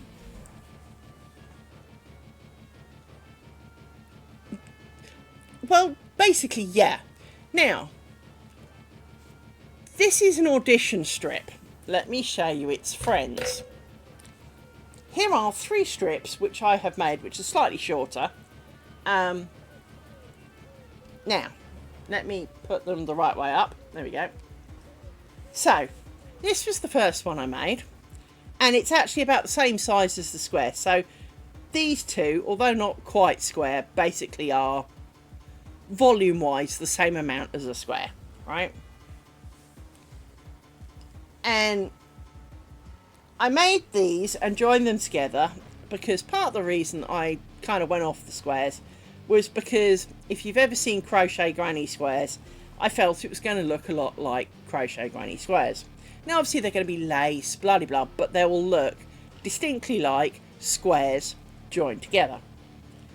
And when I did this and I looked at this bold line down the middle, I was not offended by the bold line because,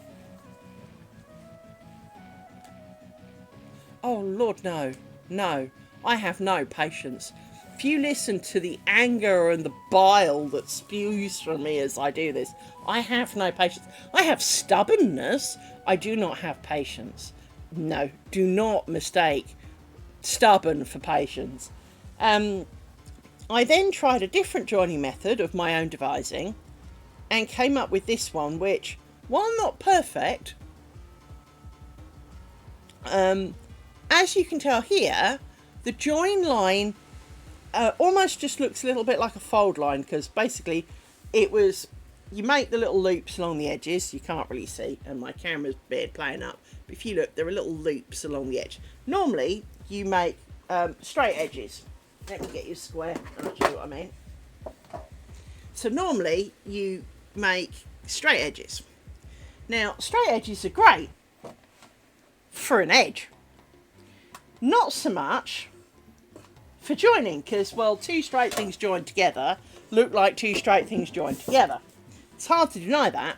Whereas here, because you have two little lumps, now in the first one I overlapped them and sewn together, which is why they're bold, right? Because instead of being 4 threads joining together, doing a little in the middle and coming out the other side, there are, well, 5 threads going each way, so hence it's bold. On this one, there are 2 threads that make the little loops at the end, and I put them together like this, and you go round and over and under and round and then down through the little hole that if you probably can't really see it. I haven't got anything dark. Oh, I've got a phone. Hang on. Let me put phone behind it. If I hold it up, you can just about see that there are little holes where the threads joins. Funny enough, where you'd put a pin, but it's not the pin that makes the hole, right? And you come up through the little hole.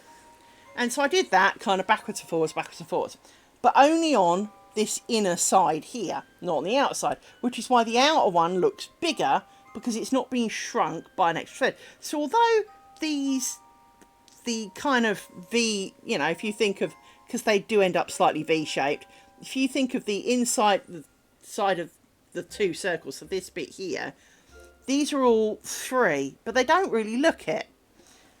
So I am going to try on this strip when I join it to this one, doing the same on both sides to see if that's better or worse.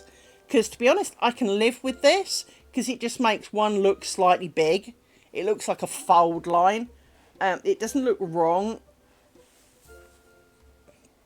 Thank you. I'm very proud of it. So I have great hope, because although I've got the snakes and clearly you can see arguably that these are strips, if you think of how net curtains often are, they're often in stripes anyway, so you know, but it is less obvious than this and far less obvious than squares with kind of 2 bulky lines sewed together. So I'm fairly confident that looking at this, my net curtain will look kind of like I made it in one piece. Now, technically, I could make it in one piece. I really could. I've got a cushion that is actually wide enough I could make it in one piece. But I need you to think about this. This strip is the same size as this strip. All of these bobbins, by the way, there are 84 of them. Or was it 82? Whatever divides by 14. Anyway.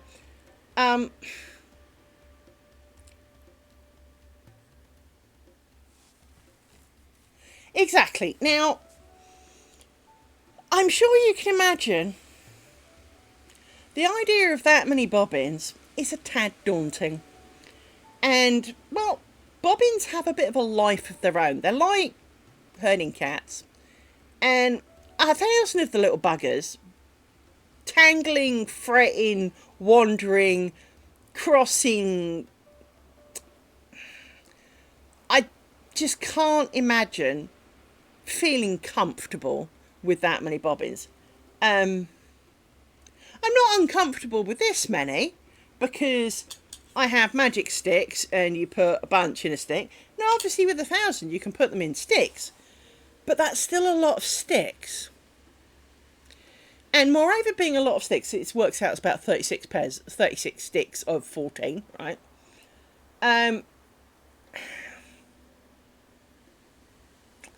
That's a lot of stick. A lot of potential. And now it would save joining them together. I'm not going to deny that.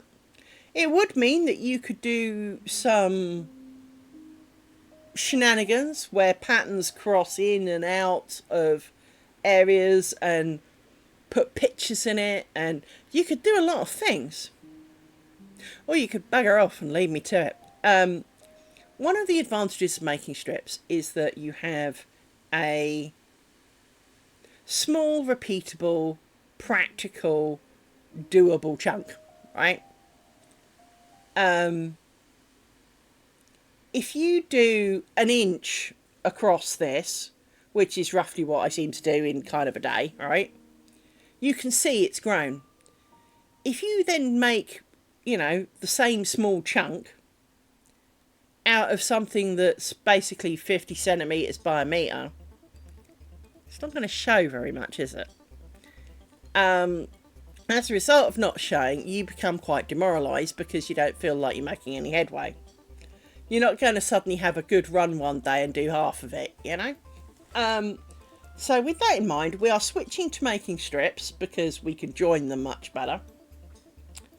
Now, technically, I could do this style join on a square because all I have to do is make the bumps down the edge. But I am getting a little fed up of triangles and squares, to be honest. And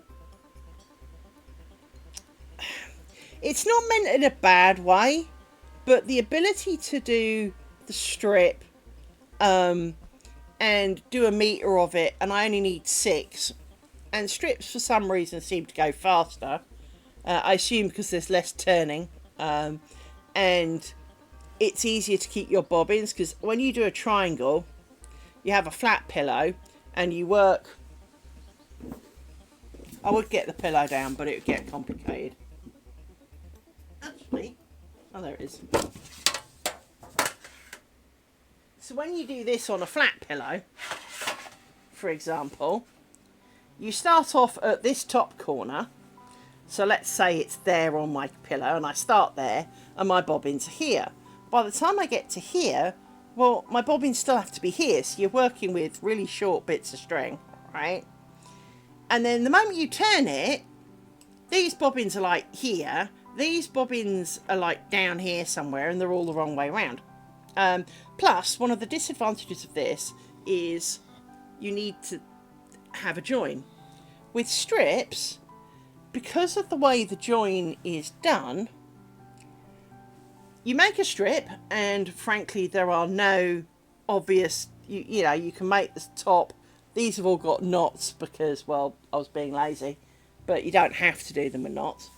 But even if you did, it doesn't matter, because I'm going to cover them with a little bit of fabric to give it a bit of strength to hang it from, so I can cover the knots. But also, all the way down the actual lace, there will be no knots, and you can get to the bottom and tie some real ugly knots, because once again, you could put a little bit of foot. I'm planning to do not just net curtains that hang from a bar, but that they hook into a bar at the bottom to make it flat against the window. So I would have, again, another strip of cloth to put around the bar, so I can make a real munge of the bottom, and it doesn't really matter. The join that I did on my test strip here, I started at the bottom and went up and tied it off up here, hence there is this one singular little bit of thread that you almost can't see, but there is a bit of thread there. But if I came down the other side, you know, I can tie it at the bottom. So it's a lot easier to be tidier with it. And it seems quite sturdy, it really does. So, because that's also one of the other things with the squares, is that that's a lot of ends and it could go horrendously wrong. Whereas obviously if I sew all the ends into a piece of fabric, I've sewed them down as well. So it has a lot of promise, to be honest.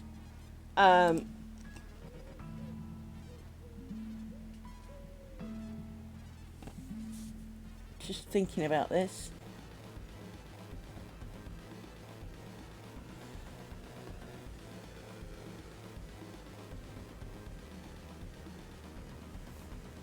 It's alright, my brain's just kind of doing the whole brain fart thing.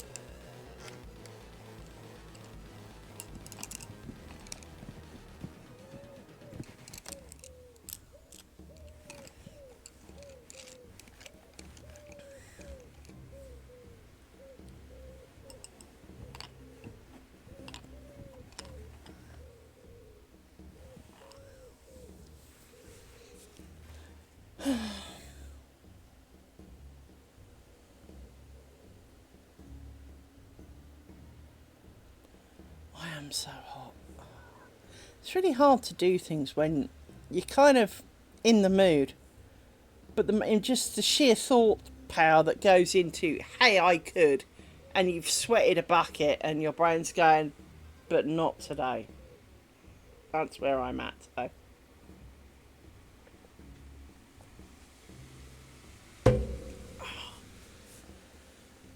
I want in mine, but the sun's gone in. It's been in all day. It's been windy. It should be cooler. It should be, well, a little more tolerable. But apparently it's not. Right. Gonna have to put these away for a minute. 1, 2, 3, 4, 5, 6, 7. Right. 2 of you must have come from over here then.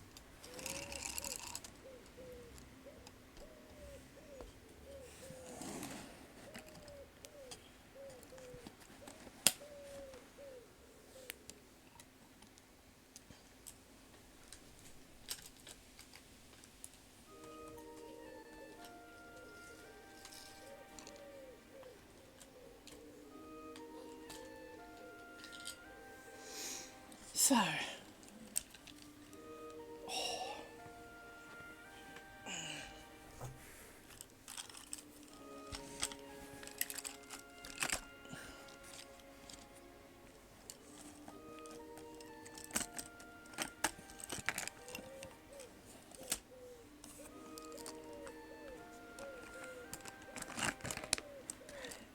you.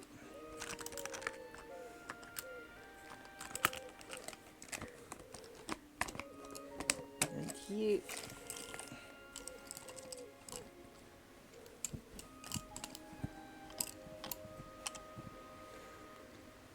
Make you a bit longer.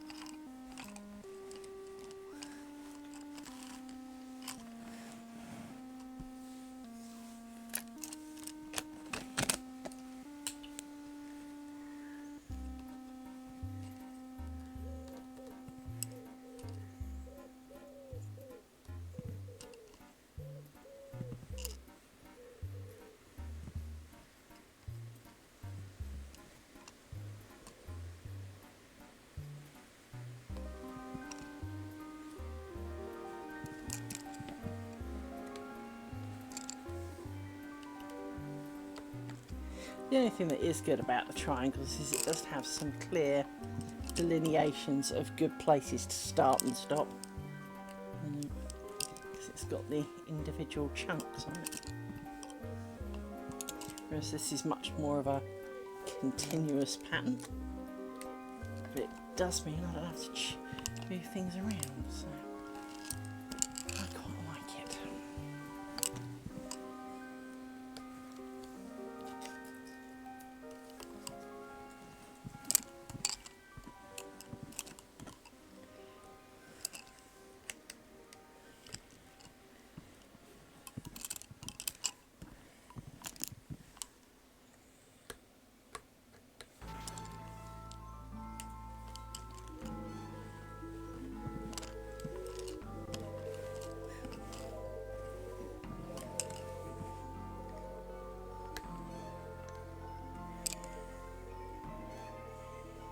There. Someone's been busy.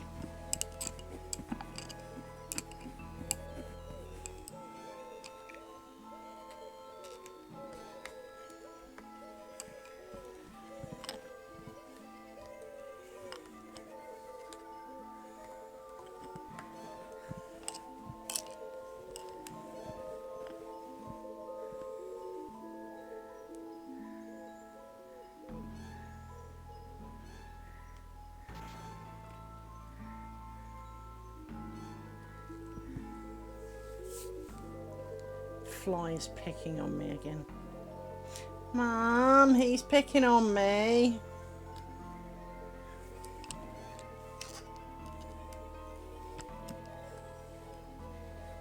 Keeps nudging my elbow.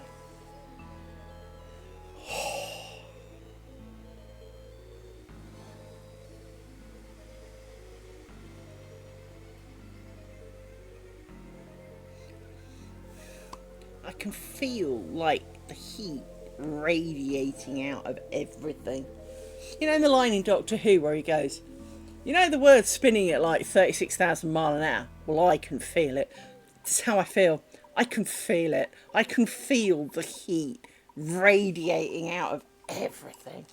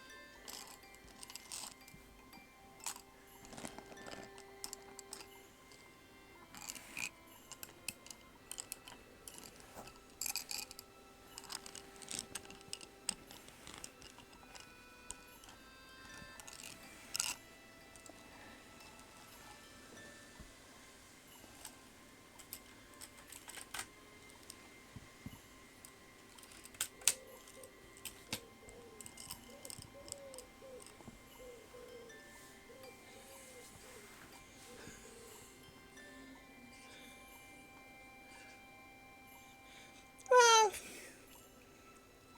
to the untrained eye and ear, it doesn't sound hard, no. I bet it was a lot damn sight harder than it sounds.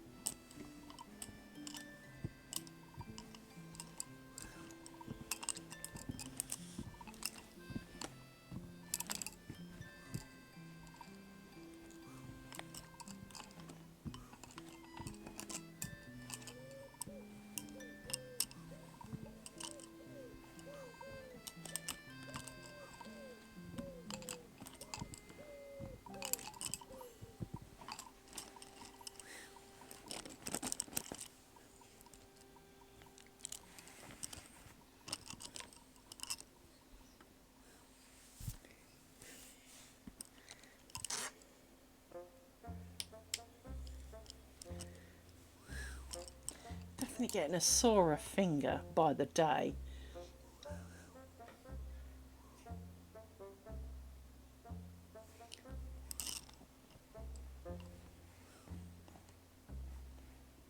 Reminds me of when I was doing my patchworking, and obviously all the needle pressing, I split the skin, and it's the same kind of area. I think, you know, it caused very minor nerve damage at the time, and this is triggering those. It's my kind of fingers memories of that.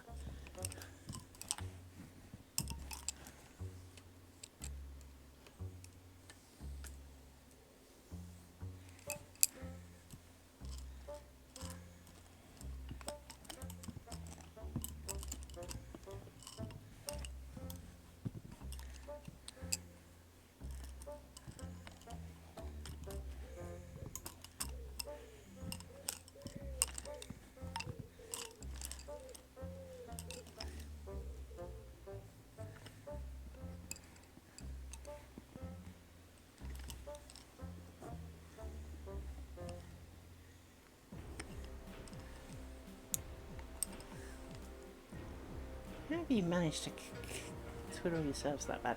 Oh, itch, itch, owie, itchy. I don't know if you've ever had those. You say ow and then scratch it because it itches. I've got one in the bottom of my foot and it keeps prickling.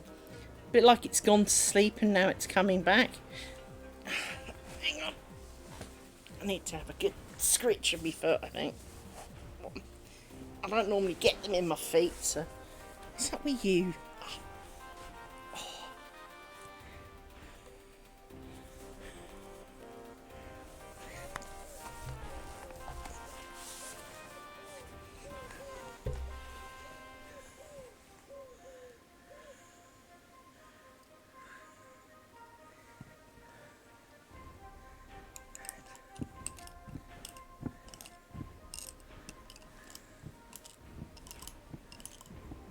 Oh, there goes another one.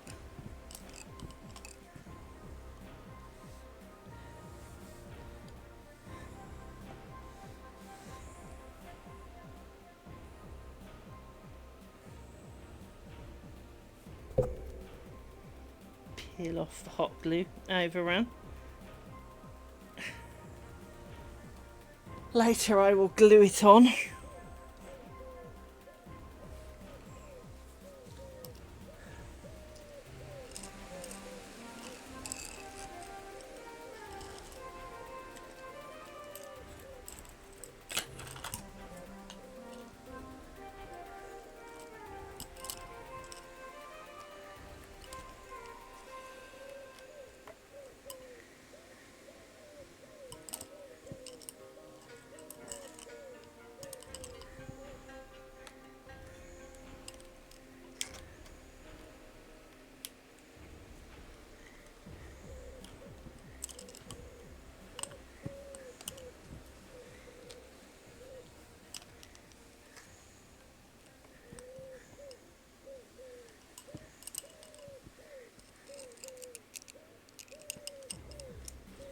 Hello! Hello! How goes, my friend? Yay!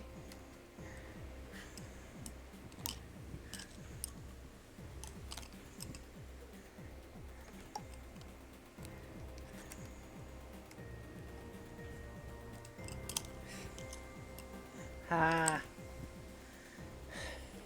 All that peopling. Far too much like hard work. Well, I don't blame them, because well, she is cute. I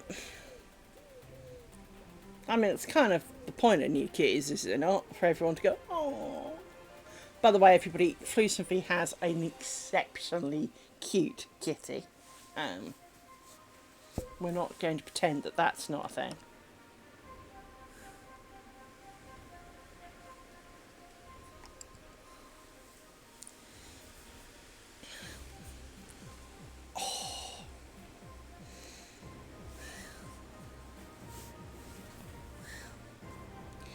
For any... Oh, I've been sent a picture. Oh, little putty tat. Can I share the putty tat? Can I share a picture of putty tat, Flusum V?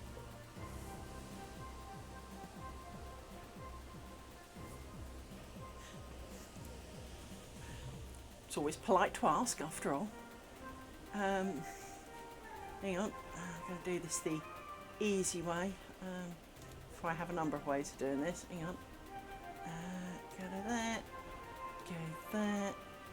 Click on this. Go like this. This is little tiny kitty. Beautiful little tiny kitty. Aww. Sleepy kitty. Little ball of fur. Happy kitty. Purr, purr, purr. There. So there you go. That's our Flusum V's new little friend. Yeah. I've got dogs like that. Speaking of which, Ant farted in Nova Scotia out to call out the army. They're off to go and do whatever it is dogs do when something out in the garden makes a noise that didn't really matter.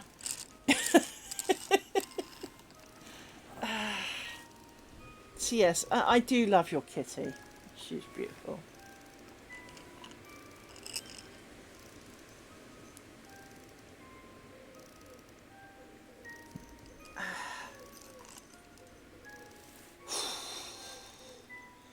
Oh, the heat.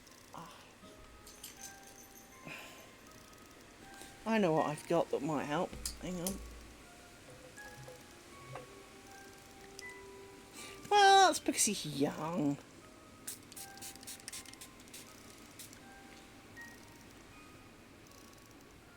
Gotta wait for this to dry a little bit. Just discovered that squirting this in your face, maybe your eyes are not the best thing for it. There we go, that's not so bad. It's cooled off a bit. This is quite cooling. It's not supposed to be, but it is quite cooling. But it also came with a brief, interesting ability to sting the eyeball. So had to keep my eyes shut for a little bit. I squirted myself with some rosemary, whatever the hell this shit is. Rosemary root enhancer, but basically it's something wet in a squirty can. It's also not bad for your skin, so, you know. But it's almost like it's mint. I don't know how to explain it, but it's like it's mint. Because it's got that kind of minty sting to it that you get.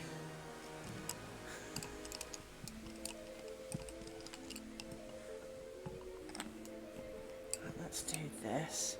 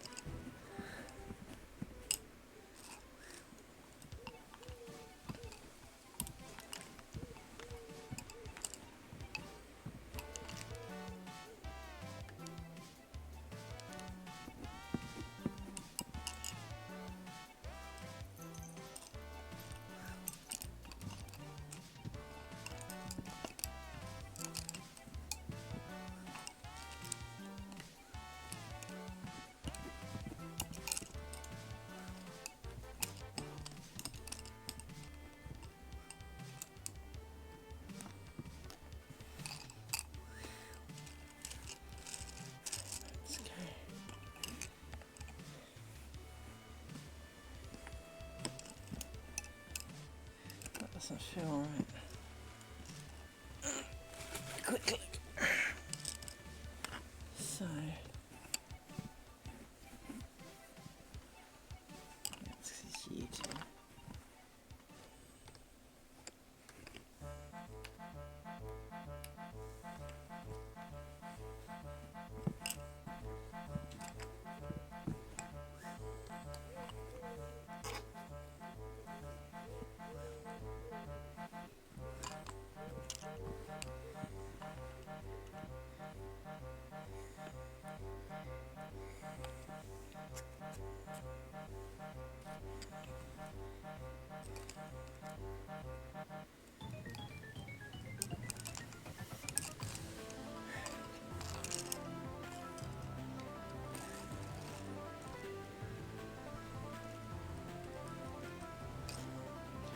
One, two, three, 4, 6, 7.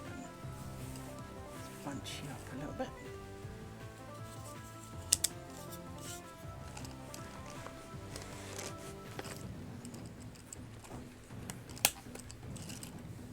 Put you over there. You can go over there. Many of you can go over there. I don't need any of you right now. But I do want you, I think. Or is it just you? I think it's just you, actually.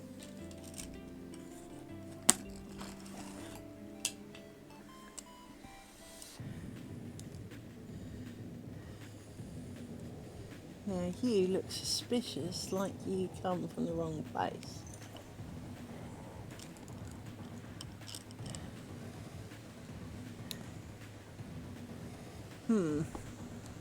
You don't seem like you're right. You seem to be wrong.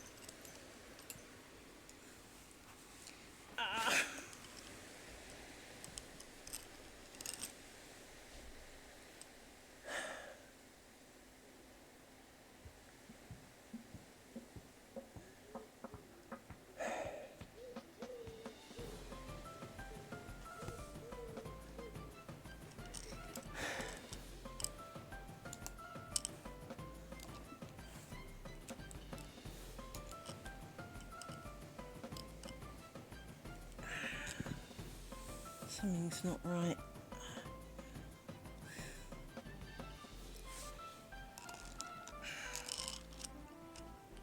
So, I'm going to take you and I'm going to undo you because I've got a feeling you were wrong. Now, I could be wrong in that very much. It might be perfectly fine. I've got a feeling somewhere it went wrong. And this is the easiest place to go looking.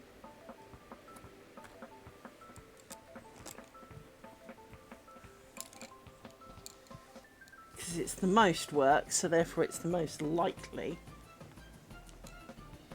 to be wrong.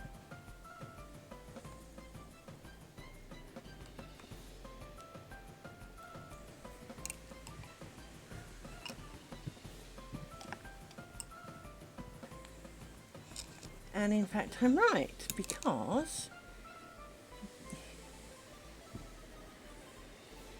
one of you is wrong.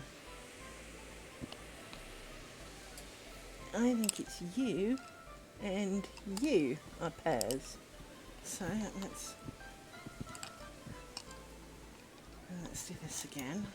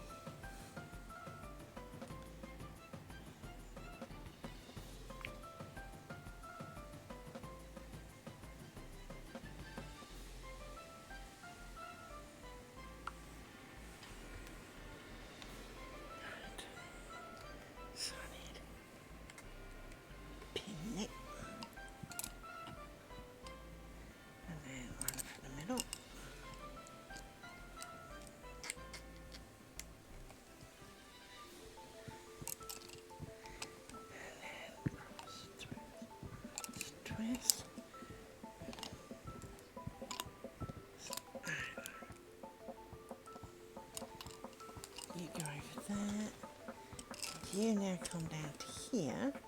We do shenanigans, and then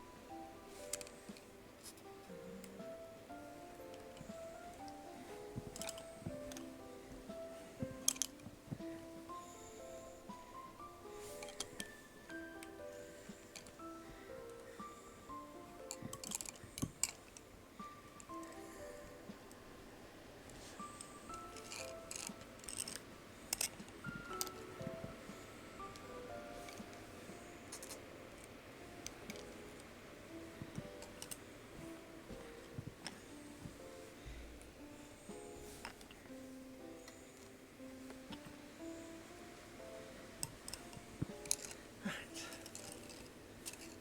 1, 2, 3, 4, 5, 6, 7. Let's put you back on the stick. If you can hear the wind, you'd think it would be blissfully cool with that level of wind. The answer is no. Sadly not.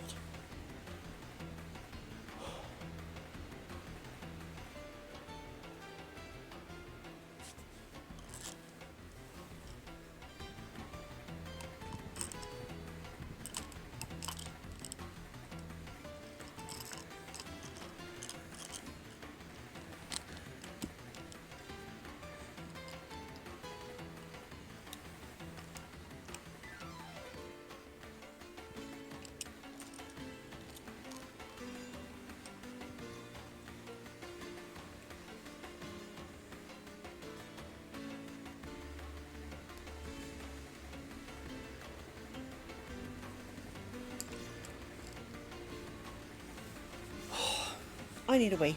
Back in a minute.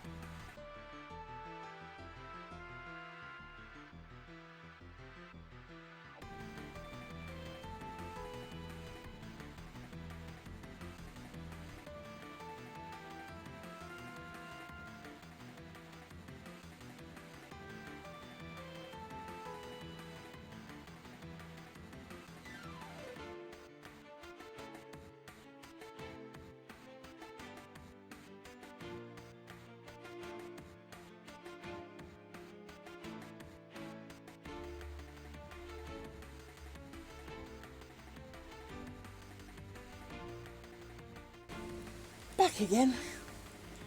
Right.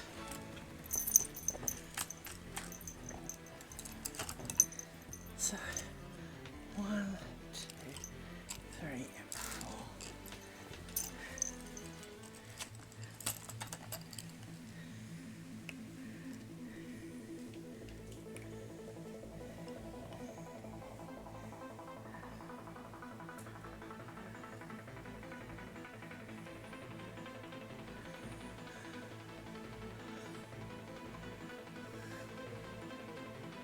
It will be. It does make a huge difference.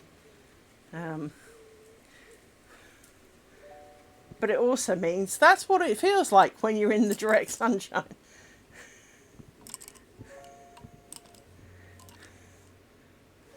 And so I don't care what the general in... Yeah, it could be worse, but if it feels like anything like our temperature, bear in mind I'm only just shy of your inside temperature here, on the inside, it's still too hot. It's still horribly hot.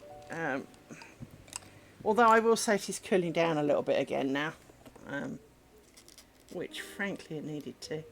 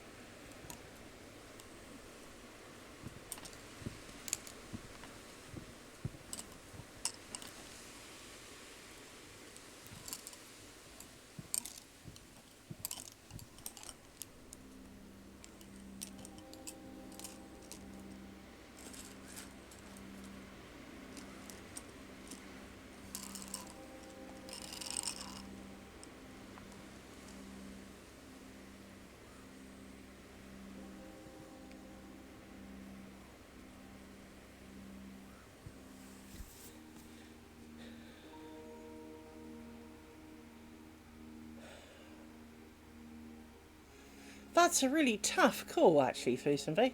Um, I mean, both are very valid, wonderful ideas and need completing. Um, how long would cat basket take, and how long would rest of shirt take?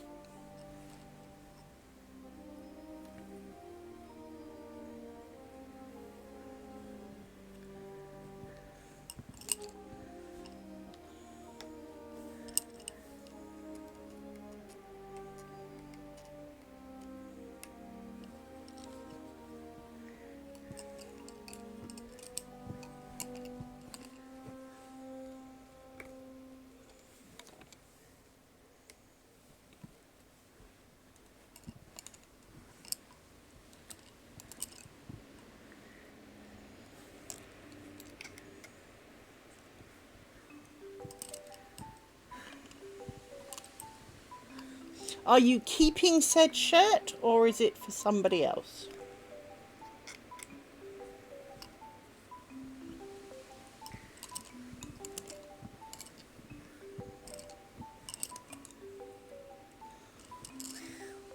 Cat basket. He'll understand. He'll understand that the cat basket is for Kitty.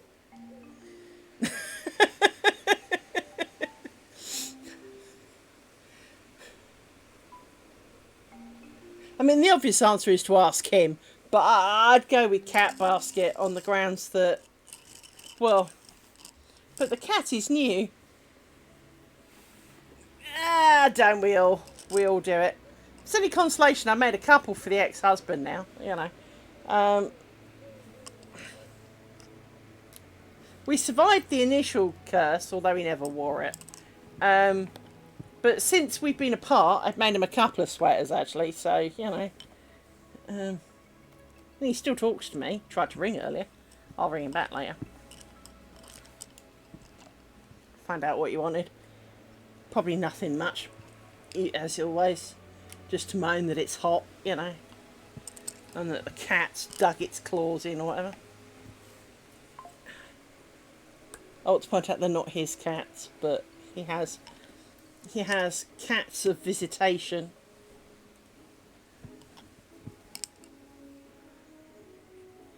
Eh, it is. To an extent, it is only a piece of paper. I mean, it's a meaningful piece of paper, don't get me wrong, but it is kind of just a piece of paper. The act of being together all that time is much more important. I mean, was it Billy Piper and Chris Evans who got married and divorced after 3 days? 3 days? I mean...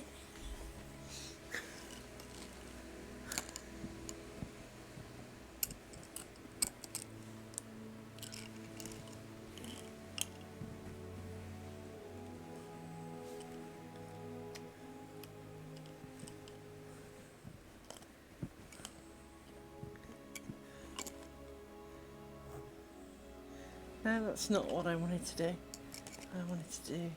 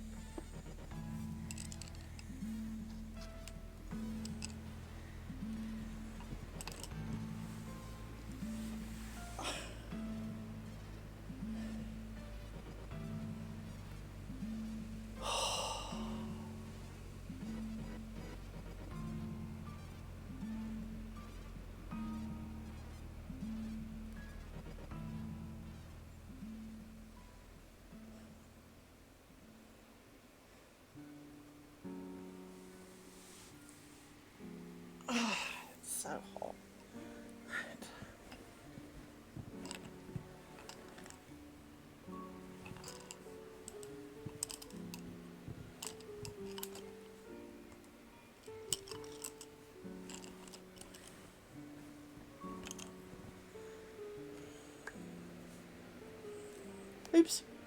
Oh, that pin's gone for a run.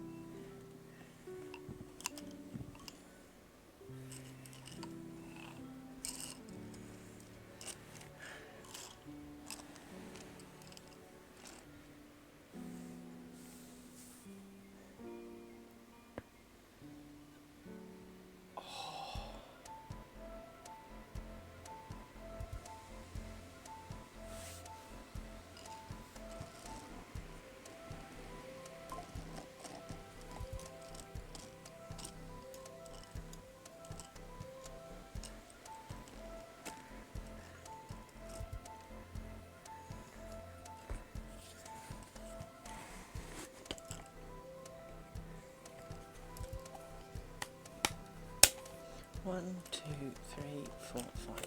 So you need 2 pairs added at the end.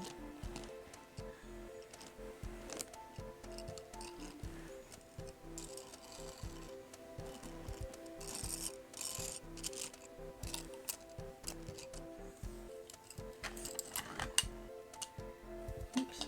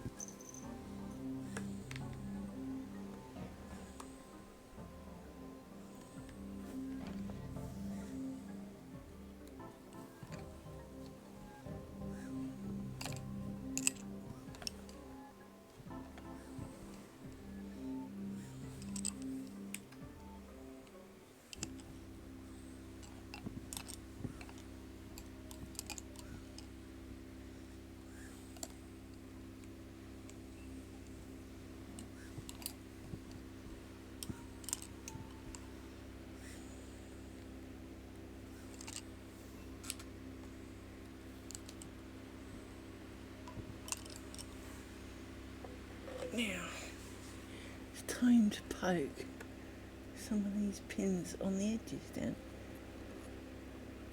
because we've done a fair few. Like that. And then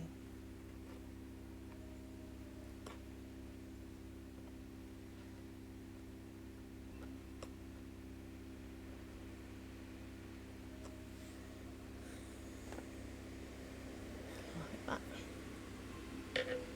Okay.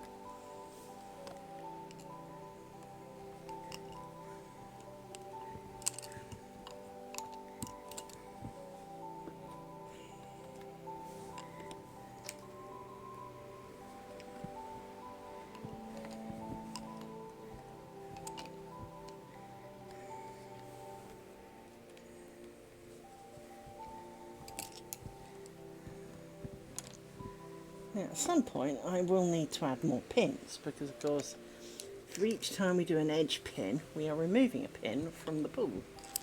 So I won't run out, well I might, but I doubt it. But it will start getting a bit thin. And the reason there are quite so many pins as there are is to prevent slippage. Although by keeping these edge pins in it does help. But in the real thing we won't have the edge pins in, so won't be keeping them, so it'll be slightly different anyway.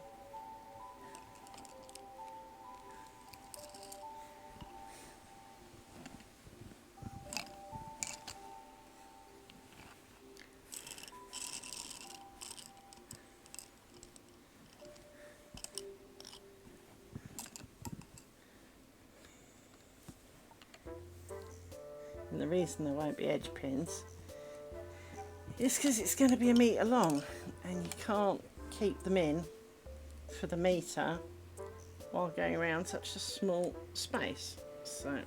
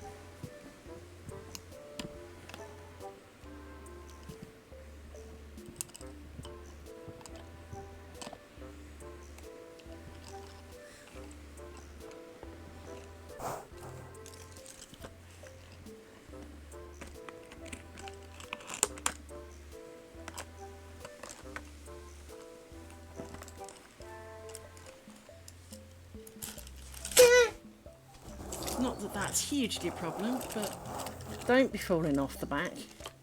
Don't like that. Somewhere is the one in there is the one that I need to. That's more than 7. 1, 2, 3, 4, 5, 6, 7. Must have borrowed one out of you then.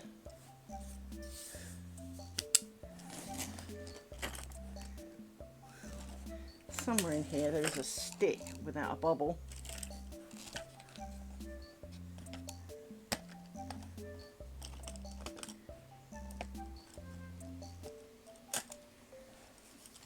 Pretty sure it's over here somewhere. So let's quickly check. You all have bubbles.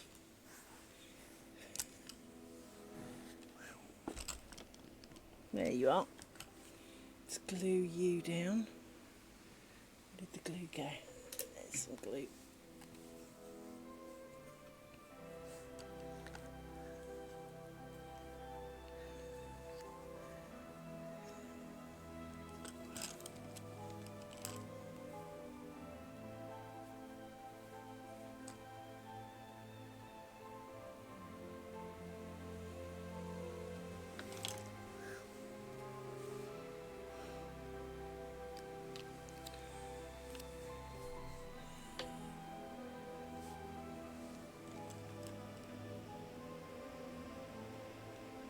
Yep. Right, I'm going to call it quits for today. I'm going to, rather annoyingly, go and cook a roast chicken. Yeah, I really didn't think that out. Well, of course, when I ordered it, it wasn't this hot. So, but today's dinner is roast chicken, so I got to cook that. It'll take a while, and it is 20 to 6. So, I thank you for being here. I really do. I'm glad that you came. For those who have not yet joined our Discord for better notifications, do !Discord and it will give you my Discord channel, which is not a land of plentiful. It is pretty much purely for notices and not a lot else. I mean, you're not banned from talking there, but you know, generally it's quite quiet. So we use it for notifications, as Twitch can be a little bit bad on the whole notification side. But thank you for joining me on International Lace Day. I still find that a bit weird that Google says it's September, but many of us, in the name of International Lace Day, have been making lace. And so here I am. I've been making a strip, or a bit of a strip. We've done a fair bit. I mean, to be honest, I'd argue that we've probably done most of the pins that we can see today. So, you know, it's a chunk. It's a good chunk. I'm not going to deny that. I can't quite see the back. Hang on. Let me do the old photo thing. Hang on. Yeah, let me do a photo thing to see where we're at. I know it sounds really stupid, but you get a better view of it than I do. Yeah, so we've done most of the pins today.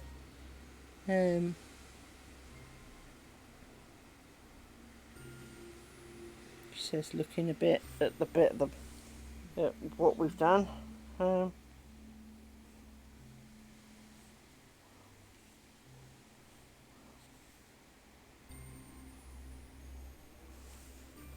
So having a good look at the bits that we've done. Doesn't look like we majorly screwed anything up. Although there's something a bit wonky over there. I guess I didn't twist that. There's a leg I didn't twist back here somewhere. But other than that, there's also something a bit funky going on in here.